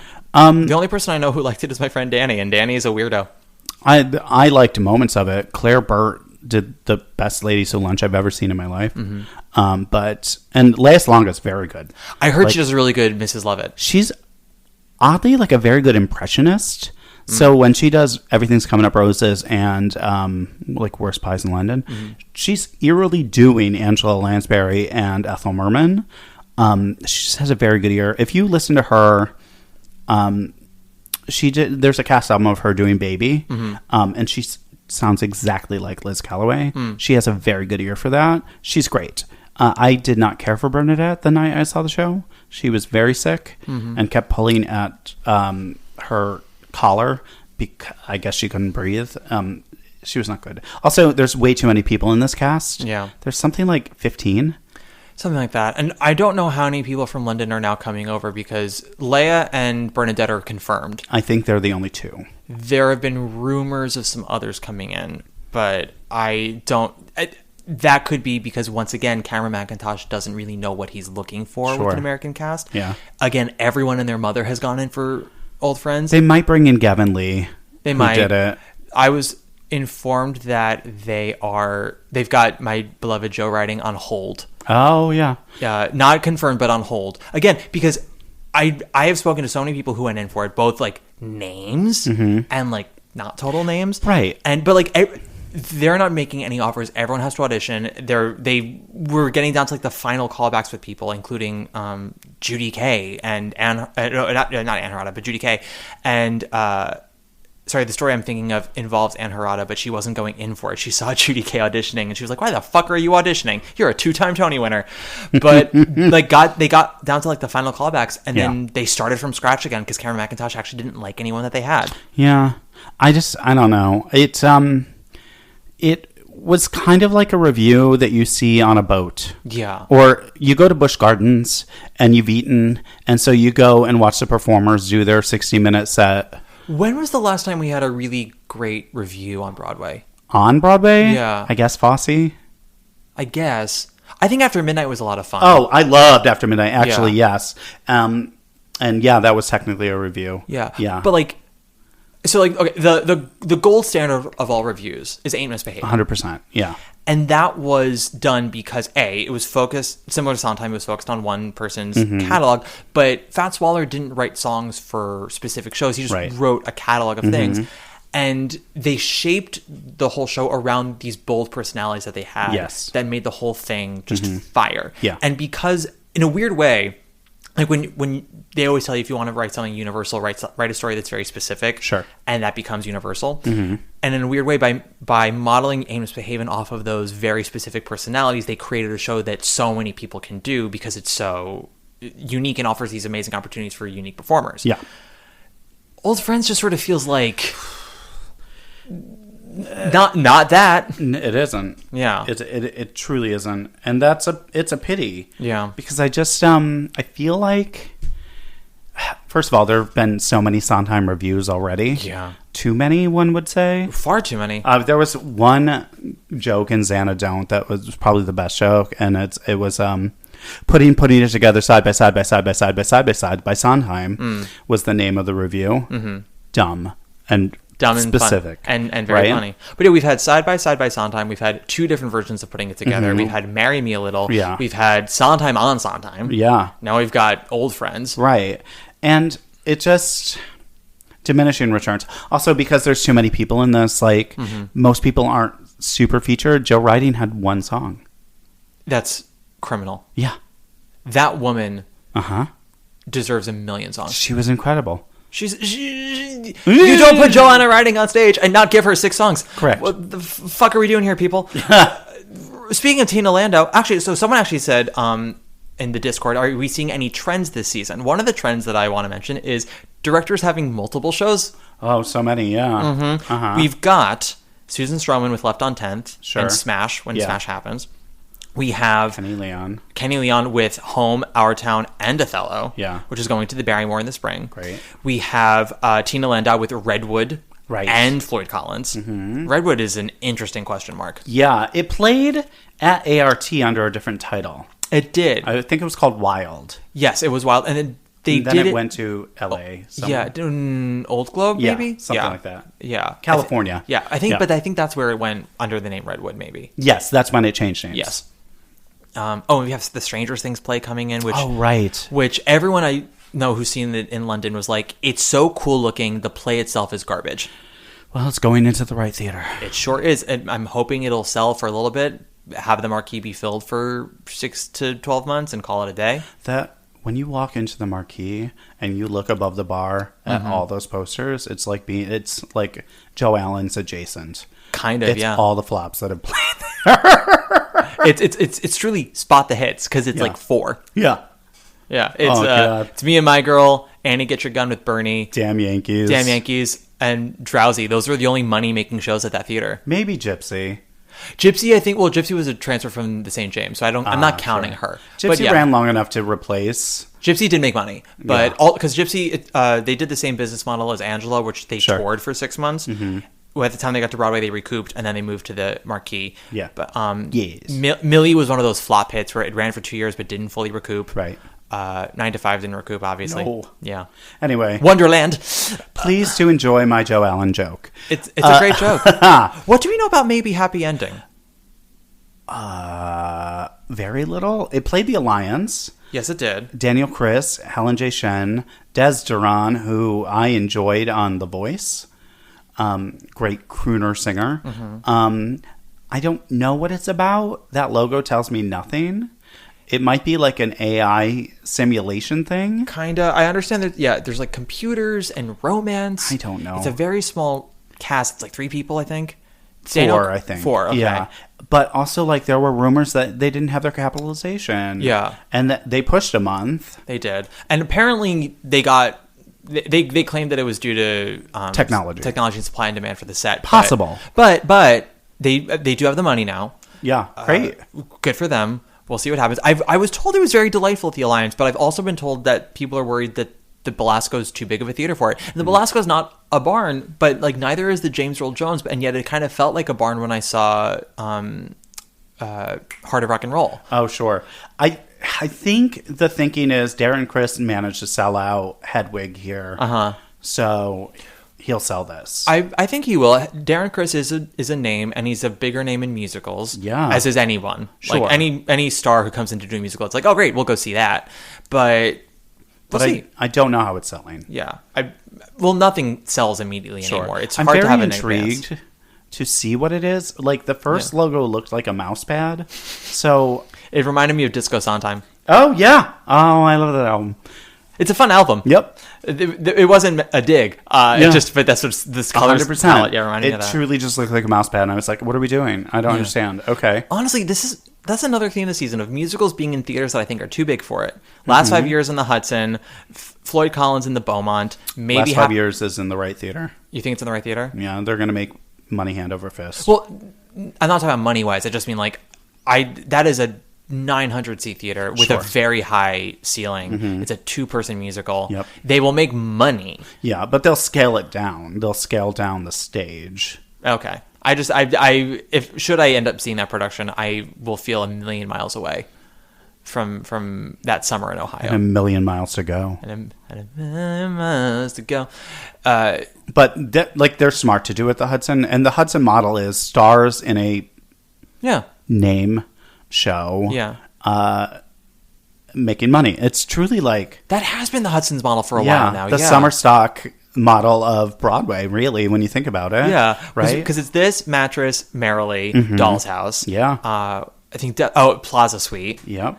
Death of a Salesman doesn't really count, but... It does. But Death of a Salesman was before Plaza Suite, because Death of a Salesman wasn't really a name actor in a known Who was property. the lead? Wendell Pierce and Oh, yeah. Sharon Clark. Like, they're not...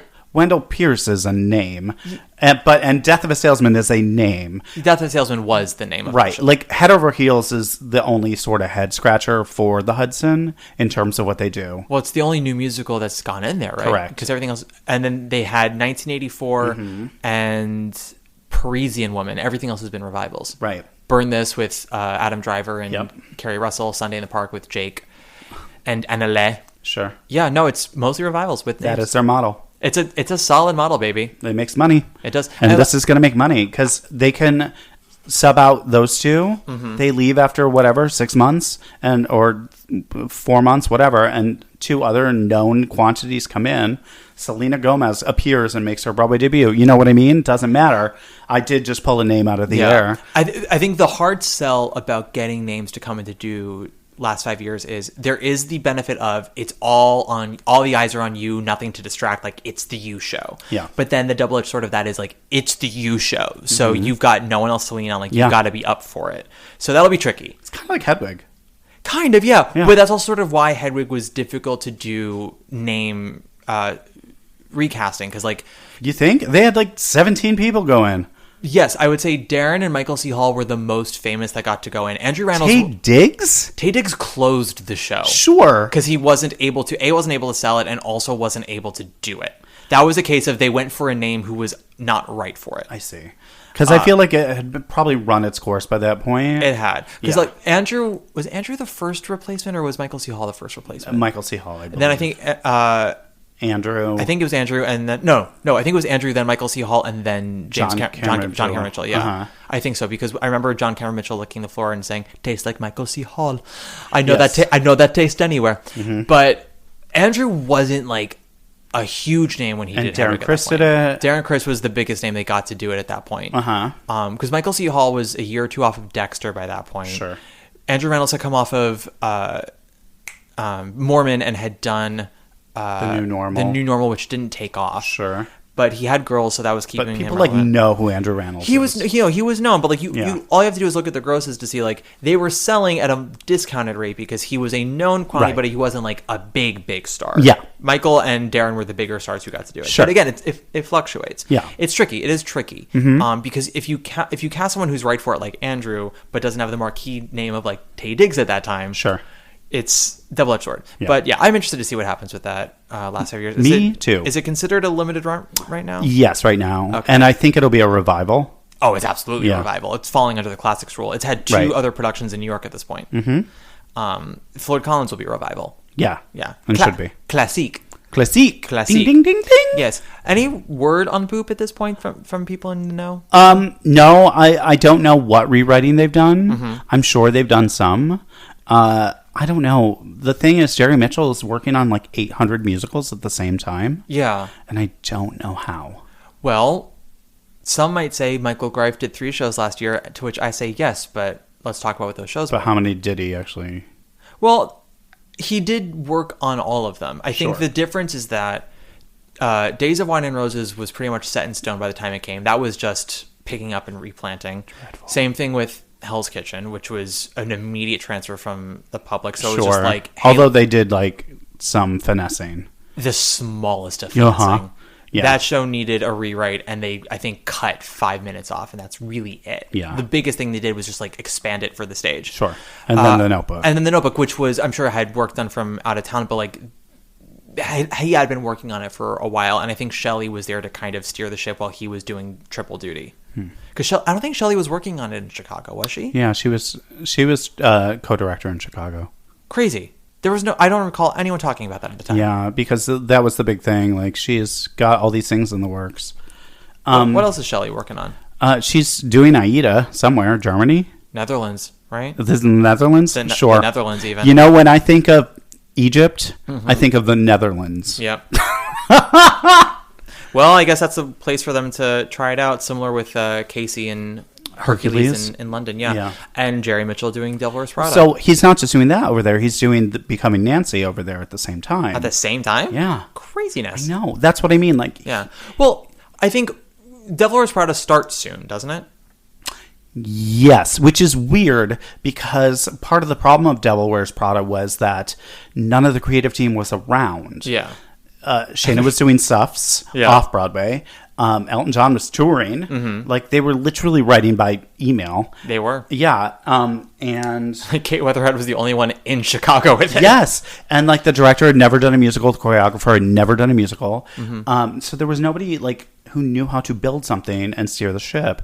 Jerry is the right person for that. But again, Shayna is doing stuffs. And then Ragtime. Oh, right. Yeah. And she's a busy gal. Yeah, busy gal on the go. If I don't want to put the cart before the horse, but if I do end up interviewing her on the podcast, I would like to ask her sort of how she's juggling all of that. Like, yes, please. What's the process of doing stuffs, rewriting Devil Wears Prada, preparing for Ragtime? Like, how does one do all of that? Especially when you're not there. Yeah. To make the changes. Yeah. In real time. It's helpful to be in the room when you're making those changes. You got to see what's happening in real time. Yeah, it's wild. It is wild. But Jerry will be done with both of those shows by the time Boop comes in. Yes. Yeah, I think Boop is priority in that that's his big splashy Broadway musical. And Boop I think it's been 6 months since Boop closed in Chicago. Sure. Maybe 9. So I'm sure they've been taking all this time to do the rewrites and whatnot. David Foster is probably rewriting. While also raising money for Smash and Trump. I just know that he's. I know. We don't like to talk. We don't like to talk about Bruno, but yeah, he's a repub. Yikes. It's fine. It's fine. Here's the thing: you can be a Republican. It's the MAGA Trumper section where it kills me. Listen. The Lincoln Project is one of my favorite things of all time. And those are Republicans who are like, we're just not voting for this dude. Yeah. I'm like, yeah. No, I miss the days, not to go off track, but I miss the days when politics was like, we have different ideas of what would make a good tax bracket. We have different ideas of like how to deal with Israel. I'm like, I miss those conversations. Right? I just, God, I can't wait to not hear that man's name again. I know. Anyway, and I think it'll happen sooner than we would think. It's not great. But a name that's going to be on everybody's lips is Boopy. It's been a minute since we've had a true Star is Born moment on Broadway. Like a true blue. Like a Cara Young. Cara was a slow burn though, because it was Clyde's into Cost of Living into Pearly Victoria. So it was Tony nomination. Exactly. It's been getting the ball rolling. And I think right now her Tony win is her check of like, okay, how are we going to level you up from here? Because you can be one of our leading ladies of the stage. So who do you think The Last Star is Born was? Well, so here's the thing. Other than Joy Wood singing My Days, which was the song of the summer. Except that The Notebook didn't end up taking off. No. Some would argue Jessie Mueller, but I think that... Oh, yeah. Yes. But I think that's another case of the ball's rolling. I think Beautiful was the culmination of a couple of things. But she was everywhere for Clear Day. Clear Day. She was The Star is Born. Yes, except similar to Joy with Notebook, Clear Day didn't run. No, but she did every talk show. I know, but Clear Day was one of those things where everyone who saw it was like, if you know, like this girl's going places. And then she did Into the Woods in the park. She did Carousel at the Philharmonic, and she did Mystery of Evan Drood, and she replaced Kelly in Nice Work. So it was all of these things were happening. Everybody was like, she's gonna be big, she's gonna be big. But she was. You know what I mean? She was building, and then Beautiful was like, she's here. Every so often. I'm thinking more of like a Sutton and Millie, where it was or like a Kristen Chenoweth. Yeah. Yeah. I hear you. But for me, Jessie would be that because like Every Night at 7 was like fire. Like that took off. And like, talk about a performance that like you can't listen to. There is no cast album of it, but we all know about it. Right. And that doesn't happen every day. She like, everybody went, who is this girl? No, I agree with you. All I'm saying is that if On a Clear Day had run twice as long, I think that genuinely would have been the Star is Born. Instead, because it didn't run so long, she got the Tony nomination, which was them being like, we're putting money down on you because you're going to be something. Yeah. And she was able to parlay that into a lot of opportunities. Sure. Beautiful was ultimately that thing. Sure. Jasmine is similar to Sutton and Kristen in the sense of like, she hasn't had a part that would get her attention, but she's been working. Like she was Karen in the Mean Girls tour, things like that. This is like, this is her first originating of a role. Right. She's the lead. Yeah. And here we go. She'll be eligible for a Theatre World Award. I think she will, yeah. I think this is her Broadway debut. And it was the same thing with, like Chenoweth had done New Brain. Oh, actually, New Brain and Steel Pier. Bonnie Milligan. Yeah. Bonnie Milligan in Head Over Heels for me was similar to Jessie in On a Clear Day, but Bonnie I think was a more successful version of that because it ran 7-8 months. Because it ran, but again, like I think Bonnie and Jessie are the closest we've had in the last like 8 years. Sure. If their shows were more successful, they would be like the Sutton Cheno in Charlie Brown and Millie. Yeah. But that's also just the nature of Broadway. Like we're not always creating the right vehicles for these amazing talents. Nope. But because they're amazing talents, something eventually will stick and they will take off. Like for sure. Bonnie having Kimberly Akimbo. Oh, you've heard of it? Some have heard of that Tony winning musical. But like for me, like when that happened, I was like, because I remember the talk of Bonnie getting nominated for Head Over Heels. I was like, if the show were still running, yes. And also if it were like 15% better. And when Kimberly happened, I was like, not only is this her nomination, this is her win. And I built to her talents. I was so much, and I was like, "Oh God!" I was so happy. I was so happy to be right about it too. And she is on my album, which you can stream now. Yes, you can. Do you have an album, Robbie? Thank you so much. I have a discography. And I think on that note, we need to take one last break. Billy, I beg to differ with you. How do you mean? You're the top. Yeah. You're an arrow color. You're the top. You're a Coolidge dollar. You're the nimble tread of the feet of Fred Astaire. And we're back. I think now's actually a good time. We haven't mentioned Swept Away much. Oh, yeah. Which friend of the pod, Will Van Dyke, is working on. Oh, I love him. I've heard really lovely things about it at Arena. Everyone just wonders, like, will it sell? No one knows much about it. But I don't know. The Everett Brothers musical. And I know John Gallagher Jr. and Stark Sands are both in it. Both men I love. Yeah. Oh, that's a strong American Idiot connection. Sure is. Wow. Sure is, baby. Huh. Yeah, I could not tell you what the plot of this is, but their artwork makes me want to see it. Yeah. It does look a little bit like a dark folk album. It's giving me a little bit Last Ship vibes, just like whalers on a boat. Yikes. But I'm hoping that it's more energetic and free than that. Sure. The Last Ship sails. The Last Ship sails. There are a couple of plays that I've just been reading about that look really cool. I've talked about this on a few other podcasts, but Sure. Eureka Day at Manhattan Theater Club. Manhattan Theater Club season, outside of Old Friends, I'm kind of down for because we have... Hills of California is technically now a Manhattan Theater Club co-production. Sure. But I think that's to fill their season. Yeah. Yeah. Because they don't have anything for the first part of the fall. But Sure. I think around November, November, December is Eureka Day with Jessica Hecht and Amber Gray and Bill Irwin and Tom Middleditch. It is, as directed by Anna D. Shapiro. Have you heard about what this play is? Nope, but good for Jessica Hecht. She's keeping Manhattan Theater Club's She lights on. truly is. So Jessica Hecht, if you don't know, she is Susan, the lesbian that Ross's wife leaves him for on Friends. Yeah. She's also Adam Godley's wife on Breaking Bad. I In think my mind, she's a poor man's Christine Baranski. They She's have the not- same sort of quality. I think she's actually a little more versatile than Christine Baranski is. She can't be as like waspy cunt as Christine can Right. be, but she is able to play different shades of other kind of people. Sure. But she is really good at playing Chardonnay women in their pashminas having problems. Yes. And she does it so well in Manhattan Theater Club. But Eureka Day, from everything I've read, it is about I think an elementary school or middle school that's kind of progressive, like a charter school sort of. Okay. And there's something going on with like the measles, or there's some kind of virus going around, and they don't usually have mandates, but they're debating having a mandate about vaccines so like more kids don't get sick. Sure. And they're trying to figure out if they're going to be a school that puts out mandates when like this has always been their thing, is like, we don't believe in rules and everyone comes from different walks of life. And they're like, but our kids' safety is now at hand. Yeah. And if ever there was a play for Jessica Hecht to piss on the floor and mop it up with said pashmina, it is this one. Do we know if she's pro or anti? I don't know. Oh, God. I have a feeling that her character is pro-vaccine and trying really hard not to be judgmental of people who are anti. Oh, huh. If I were to guess. Sure.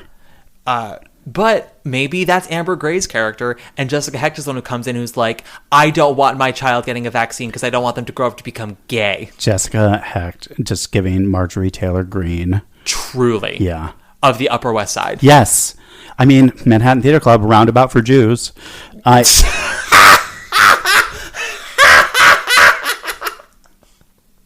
Can't wait. Did you just come up with that? Yeah. Robbie, that was great.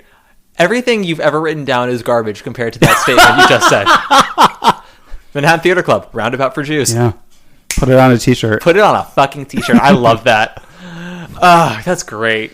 That's true. Yeah. But that sounds like a cool one to me. And then I know that... Yeah, I'd like to see it. And Second Stage has some interesting stuff happening. They've got Cult of Love, which is basically a family with all walks of political life having a terrible, terrible holiday. I feel like this season's going to be, like, awful in terms of politics. Yeah. You know, because... Well... The world. TBD, because I think it's one of those things where if you can make it palatable, great. But Sure. but I talked about this before in the pitch deck for my play, but I find too many modern plays wear their importance on their sleeve. Sure. And the only way you're going to really get an audience to absorb what you're telling them is to not tell them, to make it an engaging, almost entertainment with a message, at the center of it. Sure. Those are honestly the best things. Yeah. But when you're like making it almost homework, like it can stimulate your brain, it can make you think, but you're not feeling, and you don't really have conversations afterwards. Right. It just becomes, well, I did my due diligence. Ugh. And who wants that? And I don't think any playwright necessarily wants that to be the case, No. but too many people are unaware of just how, not pandering, but like, I don't know. Disaffected we are. Yeah. And cold. Not me. Couldn't be me. You've got a nice little warm I'm bottom. so warm. You're so warm. But then also, Warm. he's warm today. But then also, Brendan Jacobs Jenkins has a new play, Purpose, at Second Stage this year, directed by Felicia Prasad. Great. And I know nothing about her. Claire Huxtable. Claire Huxtable. She's directed, not starring. Yeah, she's made a transition. She has. Late in life. Well, apparently she did a very good job with Ma Rainey's Black Bottom at Mark's Tape Reform a year or two ago. My dad saw that with Lilius White. He said it was good. But so we also have a couple of rumors coming in. Sure. So Glenn Ross has no theater named yet, which is fine by me. The more I pretend that revival isn't happening, the better happening. I know. I'm just like, can we not with Mamet for a while? Sure. Here's the problem. Mamet for 20 years, I want to say, was the dominant drama writer in America, and you cannot push that aside. Like, you can't ignore that. I'm not trying to ignore it. No. But like a lot of people are like, no. His plays at that time were excellent. And to see a first-class production of it, Great, because there hasn't been one since Pacino did it Yeah, at that the was St. sad. James. No, I think it was at the Schoenfeld. Was that the Schoenfeld? Yeah, I think so. Great. I don't. Everything I say is fact. No, Manhattan Theater Club slogan is "We're roundabout for Jews." Roundabout for Jews. That's going to be clipped out somewhere. I can already tell. It's going to go on I'm a going to t-shirt. be canceled. The Discord has a channel of Merch. of merch ideas. Yeah. And so just put down quotes you love, and Sure. we'll see which ones we'll put them on a t-shirt. I think that's the one that can go on a t-shirt. Manhattan Theater Club, roundabout for Jews. Wonderful. So I have no problem with, much like Pinter. Sure, we should see the great works of this playwright. At least it's not the anarchist. Yeah. You know what I mean? The old neighborhood. Yeah. For me, Mamet, it's the three plays. It's American Buffalo, Glengarry Glen Ross, and Speed the Plow. Yes. And I think that Glengarry is probably the best of the three. I think the movie of Glengarry is actually better than the play. Yeah, I agree. And you can't do what they do in the movie because they add Alec Baldwin's character. Everyone quotes coffees for closers. That's not in the play. Right. That's in the movie. So I'm interested. I guess I'm interested a little bit, but I'm more of if I want to watch. And who's Glengarry, announced for this? It's Kieran Culkin. Yeah, great. And other people. And more. And others. Sometimes Kieran Culkin and others. Sometimes you're the thumbnail, sometimes you're and others. You are. And and again, talk of fucking Dorian Gray. As of right now, the theaters that are open for the spring are the Booth. Sure. Which Dorian Gray could go into easily. Absolutely. The Schoenfeld. Okay. But the rumor is that Buena Vista Social Club is going in there. Great. Which they have not announced yet, but from everyone I know involved, they are coming. They're doing casting and stuff, so yes. And Dead Outlaw is also planning on coming in. Good. As well they should. More David Yazbek. Always more David Yazbek. Please. That man is probably the best musical comedy writer that we've had in 20 years. He's our best lyricist right now. Hands down. Hands down. Yeah. Because Steve's dead. Because Steve's dead. Tesori is our, in my opinion, our best and most versatile composer right now, and I think Yazbek is our best lyricist. Yes. He's also incredibly versatile as a composer. Yes, but he writes musical comedy songs. He really does. And people aren't doing that, so good. Great. He's great. I heard wonderful things about Dead Outlaws. Dead Outlaw was really, really lovely. I enjoyed it a great deal. Good. Certain shows have not announced yet, but the clock is running out on Water for Elephants, on Back to the Future, on Suffs, honestly. And I can see a world where those theaters are open come spring. There are a couple of shows that are coming in the fall that could probably be open in the spring, like the James Earl Jones for Left on 10th, like the Belasco for maybe Happy Ending, unless it does end up selling really well, but who the fuck knows? Yeah. Who knows what's going to happen with Swept Away? The Long Acre could end up being available. And should those happen, I can see Dead Outlaw going into the Long Acre. I can see it going into the James Earl Jones. The rumor I was told, and I'm gonna emphasize this again. Rumor, is that Good Night and Good Luck wants the Winter Garden Theater, and that Smash wants the Imperial. Huh? Yeah, I knew about Smash. Yeah, the rumor is that George Clooney is very in love with the Winter Garden. He's also in love with the Marquee. They're very confident that he can sell out that theater. Of course. I would assume that it's then actually a slightly larger production than we realize. And the truth is, Back to the Future is kind of on its way out. And I'll talk about more about that in the Grosses episode when we discuss sort of what that means. Right. But yeah, it doesn't take a rocket scientist to see that we're a year into Back to the Future. They're no longer grossing $1 million. And that show costs $1 million a week to run. Right. You got to pay for that car. Yeah, you absolutely do. And even if the producers don't want to close, if they go below their nut 2 weeks in a row, which they actually have. Beetlejuice. Exactly. Yeah. And if Clooney can sell out the Winter Garden for 3.5 months, are you kidding? Here we go. It's a network all over again. Absolutely, baby. Absolutely. And frankly, that is a play I want to see. I want to see how it adapts. Same. Specifically with George in it again and adapting it. I guess that's intriguing. And I think Cromer to me. Is directing it. Oh, I think so. Well, maybe. that makes it even more interesting. Especially if Cromer then also has Dead Outlaw. Again, talk about directors having 2 shows in the same season. Yeah, Stroman's got and Smash. Wildly different ones. Smash. Yeah.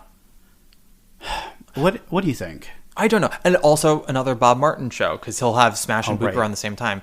Smash may end up not coming in the spring. I know that that's their plan. I know that they've kind of done a soft announcement for it. Yeah, their investment packets are out. Yeah, they want it. They wanted to do it. I think they feel very confident from their workshop. The word I got from the workshop was half and half. Sure. Some people were like, I don't know what I saw. All I know is that I want to see it again. And then I have other people who were like, to me, it was a mess and a half of like every time they did a song from the TV show, people were living. And they had good actors in it, and like Stroman can choreograph. So like, I know, right? Hot take. But it was sort of, the book was kind of a mess of genres, and they didn't really know what they wanted it to be. Is this a send-up of the TV show while also being its own story? Does it want to actually be a serious indictment of the entertainment industry? Because they make like some hard artistic choices with Robin Herder's character. Who is she? Is she playing Ivy? She's playing their version of Ivy, which is so weird because Megan Hilty is on Broadway the same season. I know, right? I just don't. I hate watch Smash like we all did back in the day. A lot of the songs are bangers. A lot of great songs, yeah. Yeah. No human can sing them all back to back to back to back. No. But I do not know how they've rewritten this. I did not get into the workshop, so I don't know. The word is that it is them doing a Marilyn Monroe musical. But like, all the stuff about the adopting a baby for Julia is gone, and the Karen Ivy feud doesn't exist anymore. And in fact, I believe Karen is not even really a character anymore. How do you do Smash and not have that? Well, there is still the who's going to be Marilyn, but it's no longer Karen, it's another character. So, from the workshop. It is, if what I was told is correct, Robin Herder's character is Ivy, who is the lead of this musical. But she's also very troubled, has a prednisone addiction. Yeah, has her prednisone addiction. Heaven can wait. But then ends up ODing. Oh. And they have to throw someone on in the track at the last minute for this like workshop of Smash or whatever, and they go with either like the stage manager or associate director or whoever. Susanna Harada? No, it's some other gal, but yeah, that kind of role. Yeah. And who ends up like killing it, and it becomes a Star is Born moment. But the thing everyone's talking about is like, you can't do such a hard left with Robin Herder's character and expect us to recover from it. Either you go so campy, like Death Becomes Her, where we laugh at the idea that this crazy character is dead, or we're supposed to feel, but then we're supposed to recover from it immediately and go into the next thing. Again, this is all conjecture. I haven't seen it. I don't know how it lands. This is all what I was reported on from the workshop. And again, this is the reason why people were like, I don't know what I saw, but I want to see it again. The social team has been like putting out clips and stuff like crazy. Yeah. I have a feeling it will be here in the spring. And if it is, that throws a whole amount of chaos into musical, into actress, if they get their act together, whether it maybe just lands with actual sets and costumes now, and it's on the Imperial stage, not the Danny Kaye Theater at Hunter College. Whoop!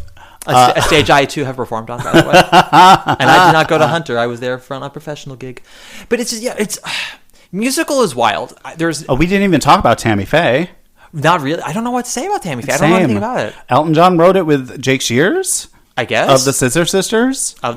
And Andrew Rannells with Drew. He did, because they announced him before he had signed a contract. They sure did. James Graham, who wrote Ink and the book for Finding Neverland, wrote the book for this. But there's no Harvey Weinstein behind the scenes to bastardize whatever it is. But also like Christian Borle, Michael Cerveris. I mean, come on. Absolutely. It's a great could be cast. A blast. Autumn Hurlburt. Oh, I love her. Of Legally Blonde Search for Elle Woods fame is the alternate Tammy Faye Baker. Yeah. We know a little something about her now, don't we? We sure do. Do you want to tell why? Do we want to announce it, or do we want to tease it? We can tease it. Yeah, because I don't know. Nothing's been official yet. Yeah, maybe we're talking about Legally Blonde. Yeah, maybe a little bit. Maybe we hooked up some microphones. And talked about it for a little bit. For a few hours. Yeah, and are talking about it again in 2 days. That's correct. 2 days from now, anyway. Yeah. I enjoy talking about theater with you in general, so it's always fun. Yeah, we're putting together a roster of content that maybe the name Autumn is referred to a few times. Featured heavily. Yeah. Let's say that. Selena Carvajal? Carvajal, yes. Oh my God. Bailey Hanks.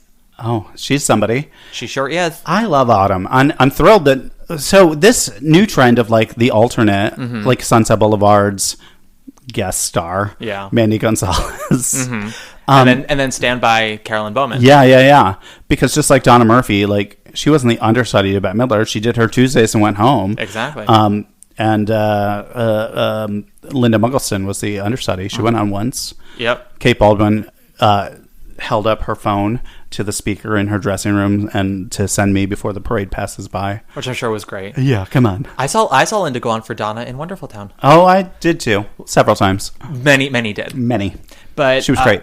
I like this. I like this new trend of really specializing the casting of the alternate and making it as much of an event as, and also acknowledging we're writing these shows that are not singable 8 times a week, so we have to take care of our actors. Yeah, I think that's smart. I don't know if she had an alternate in the West End or not, or if she decided it's too hard to do 8 a week. Yeah, I think it might have been combo that by doing it 8 times a week in London, she realized I can't do this. This isn't sustainable. And it was a short enough run in London that she could get through it. Right. But she's like, if you want me to commit to a year, I need an alternate. Yeah. Absolutely fair. Great. Interesting enough, that's actually what happened with Elaine Page and Evita. Sure. Elaine Page did not have an alternate when she started Evita. That's why she sounds the way she does on that cast album. They all genuinely thought she could do it 8 times a week, no problemo. God bless. Yep. And eventually things happened, and they're like, okay, we're getting you an alternate. That's when nodes were invented. It's true. Yes, because no one other than Melba Moore sang above a D on Broadway. Well, until that moment. Eileen Graff that one time. Yes, but that was Love Revolution. That was a queef gone wrong. Yeah, I'm intrigued to see what it is. I don't know what it is. I feel like they maybe should create a best alternate Tony.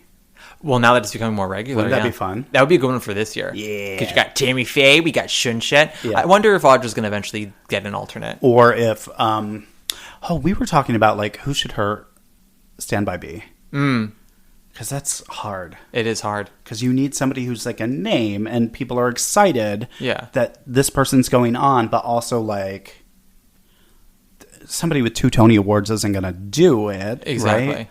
Unless it's Tanya Pinkins. Yeah. I guess. Well, Tanya does like to work with George, but Yeah. Tanya's also kind of over Broadway these days. Good for her. She's like, y'all burned me too many times. And who's not? What if it's Felicia Rashad? Yep. Just her one a week, and she just says Claire Huxtable takes.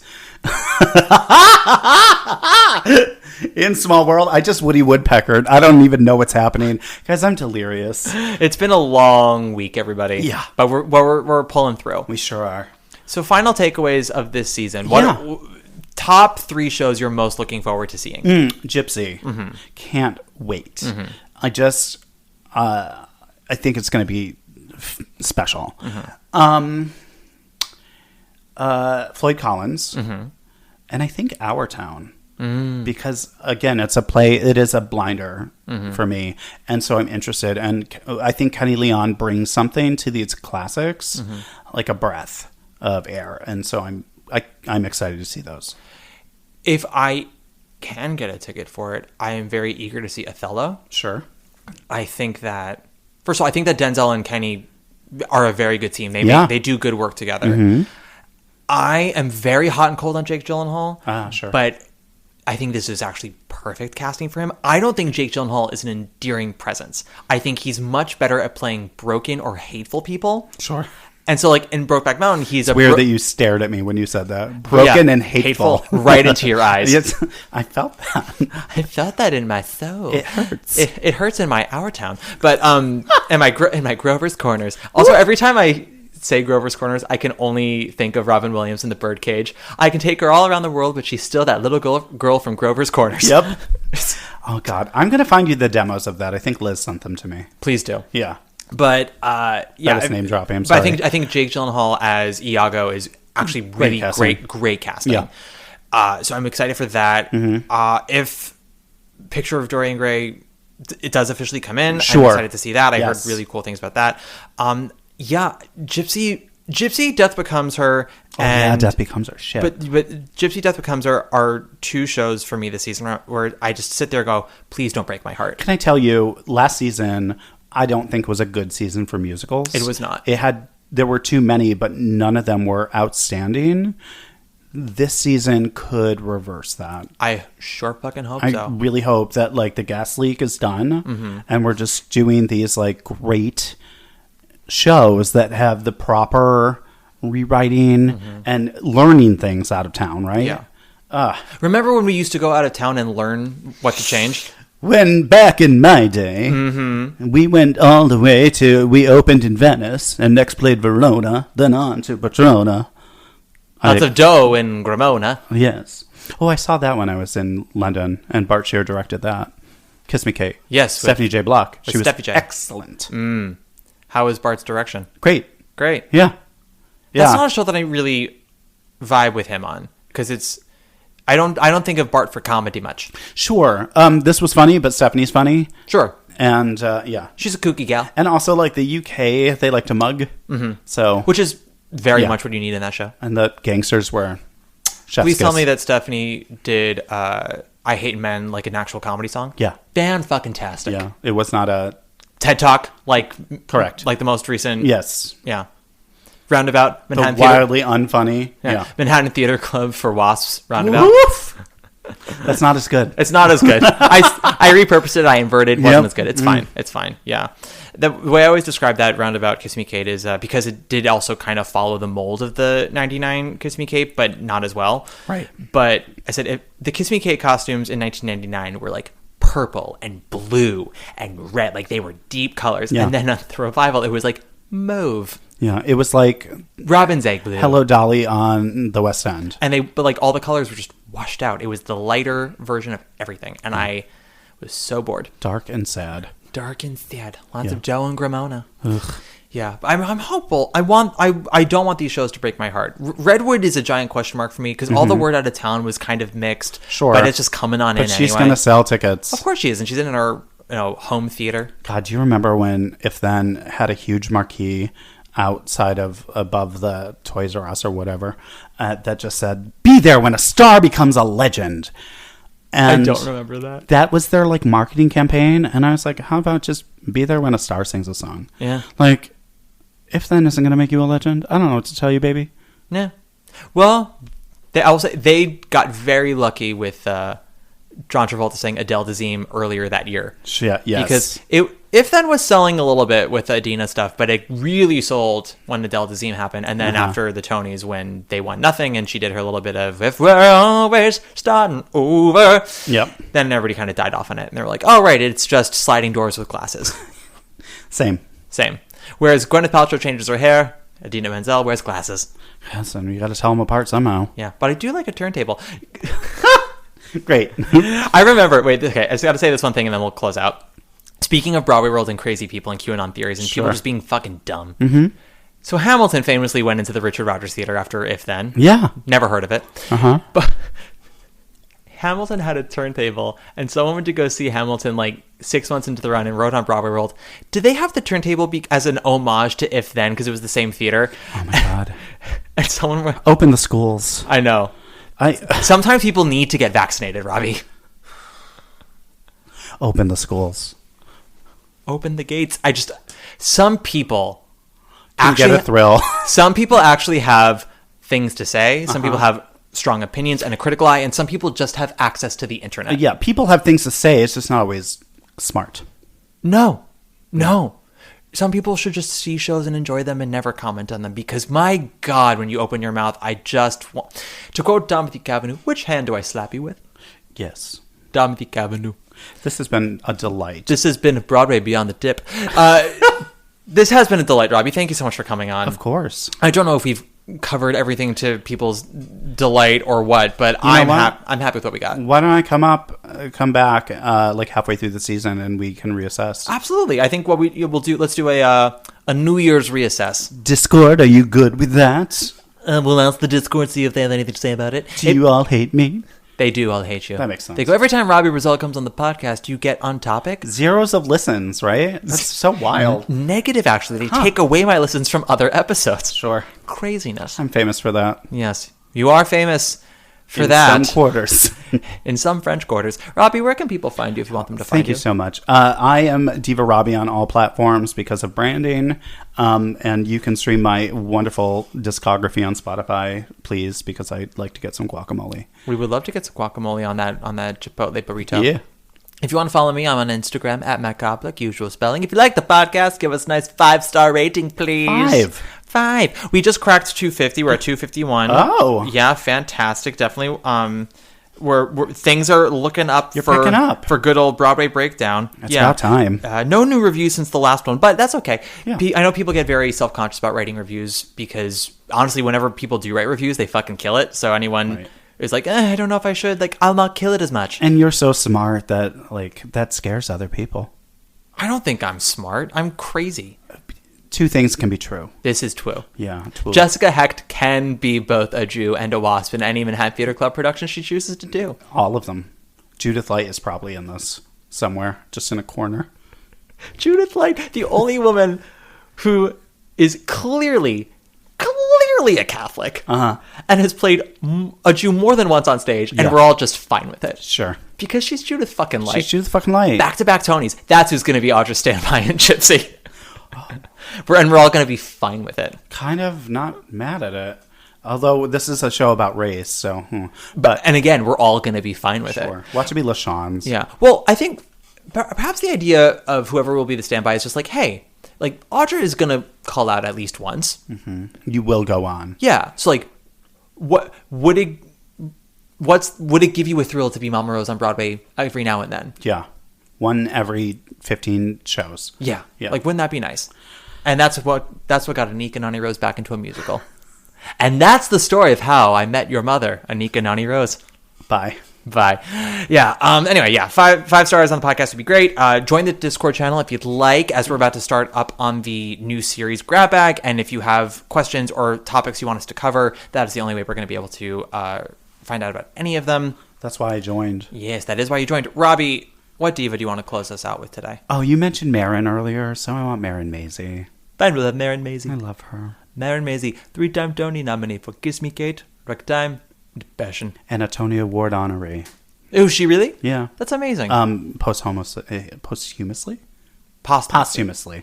Yeah. I thought you were about to say... Post-humor. I thought you were going to say post-homosexually. Yeah, well, no, after she died. Honestly, yes. She should have gotten a special Tony for that interview she did with Seth Rudetsky where she talked about passion and the Bengay that Jerry Shea had on him that got on her crotch during Happiness, and she ran around backstage screaming, "Pussy on fire!"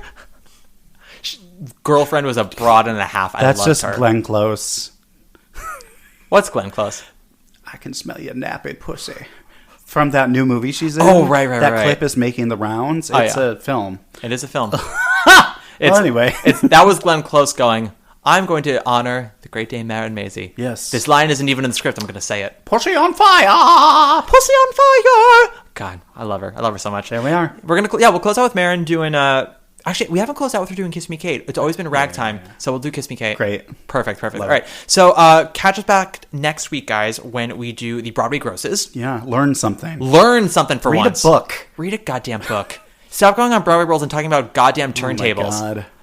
For once in your fucking life. Fucking life. Yeah, go see Our Town, Robbie, you uncultured fuck. You know, I think there's a turntable in Our Town, and it's actually for If Then. Anthony Rapp is just doing a slow circle. Anthony Rapp's not even in the show. He just hasn't left the If Then turntable, and they put it in the Barrymore, and he's just there. Or collecting a paycheck. He's like, I need health weeks, baby. Well, this has been a joy and a blessing. It's been a joy. Okay, catch us back next week. Take it away, Marin. Bye! Avoid the traveling salesman, though a tempting Tom he may be. From China he will bring you jade and perfume from Arabia. But don't forget, 'tis he who'll have the fun and thee the baby.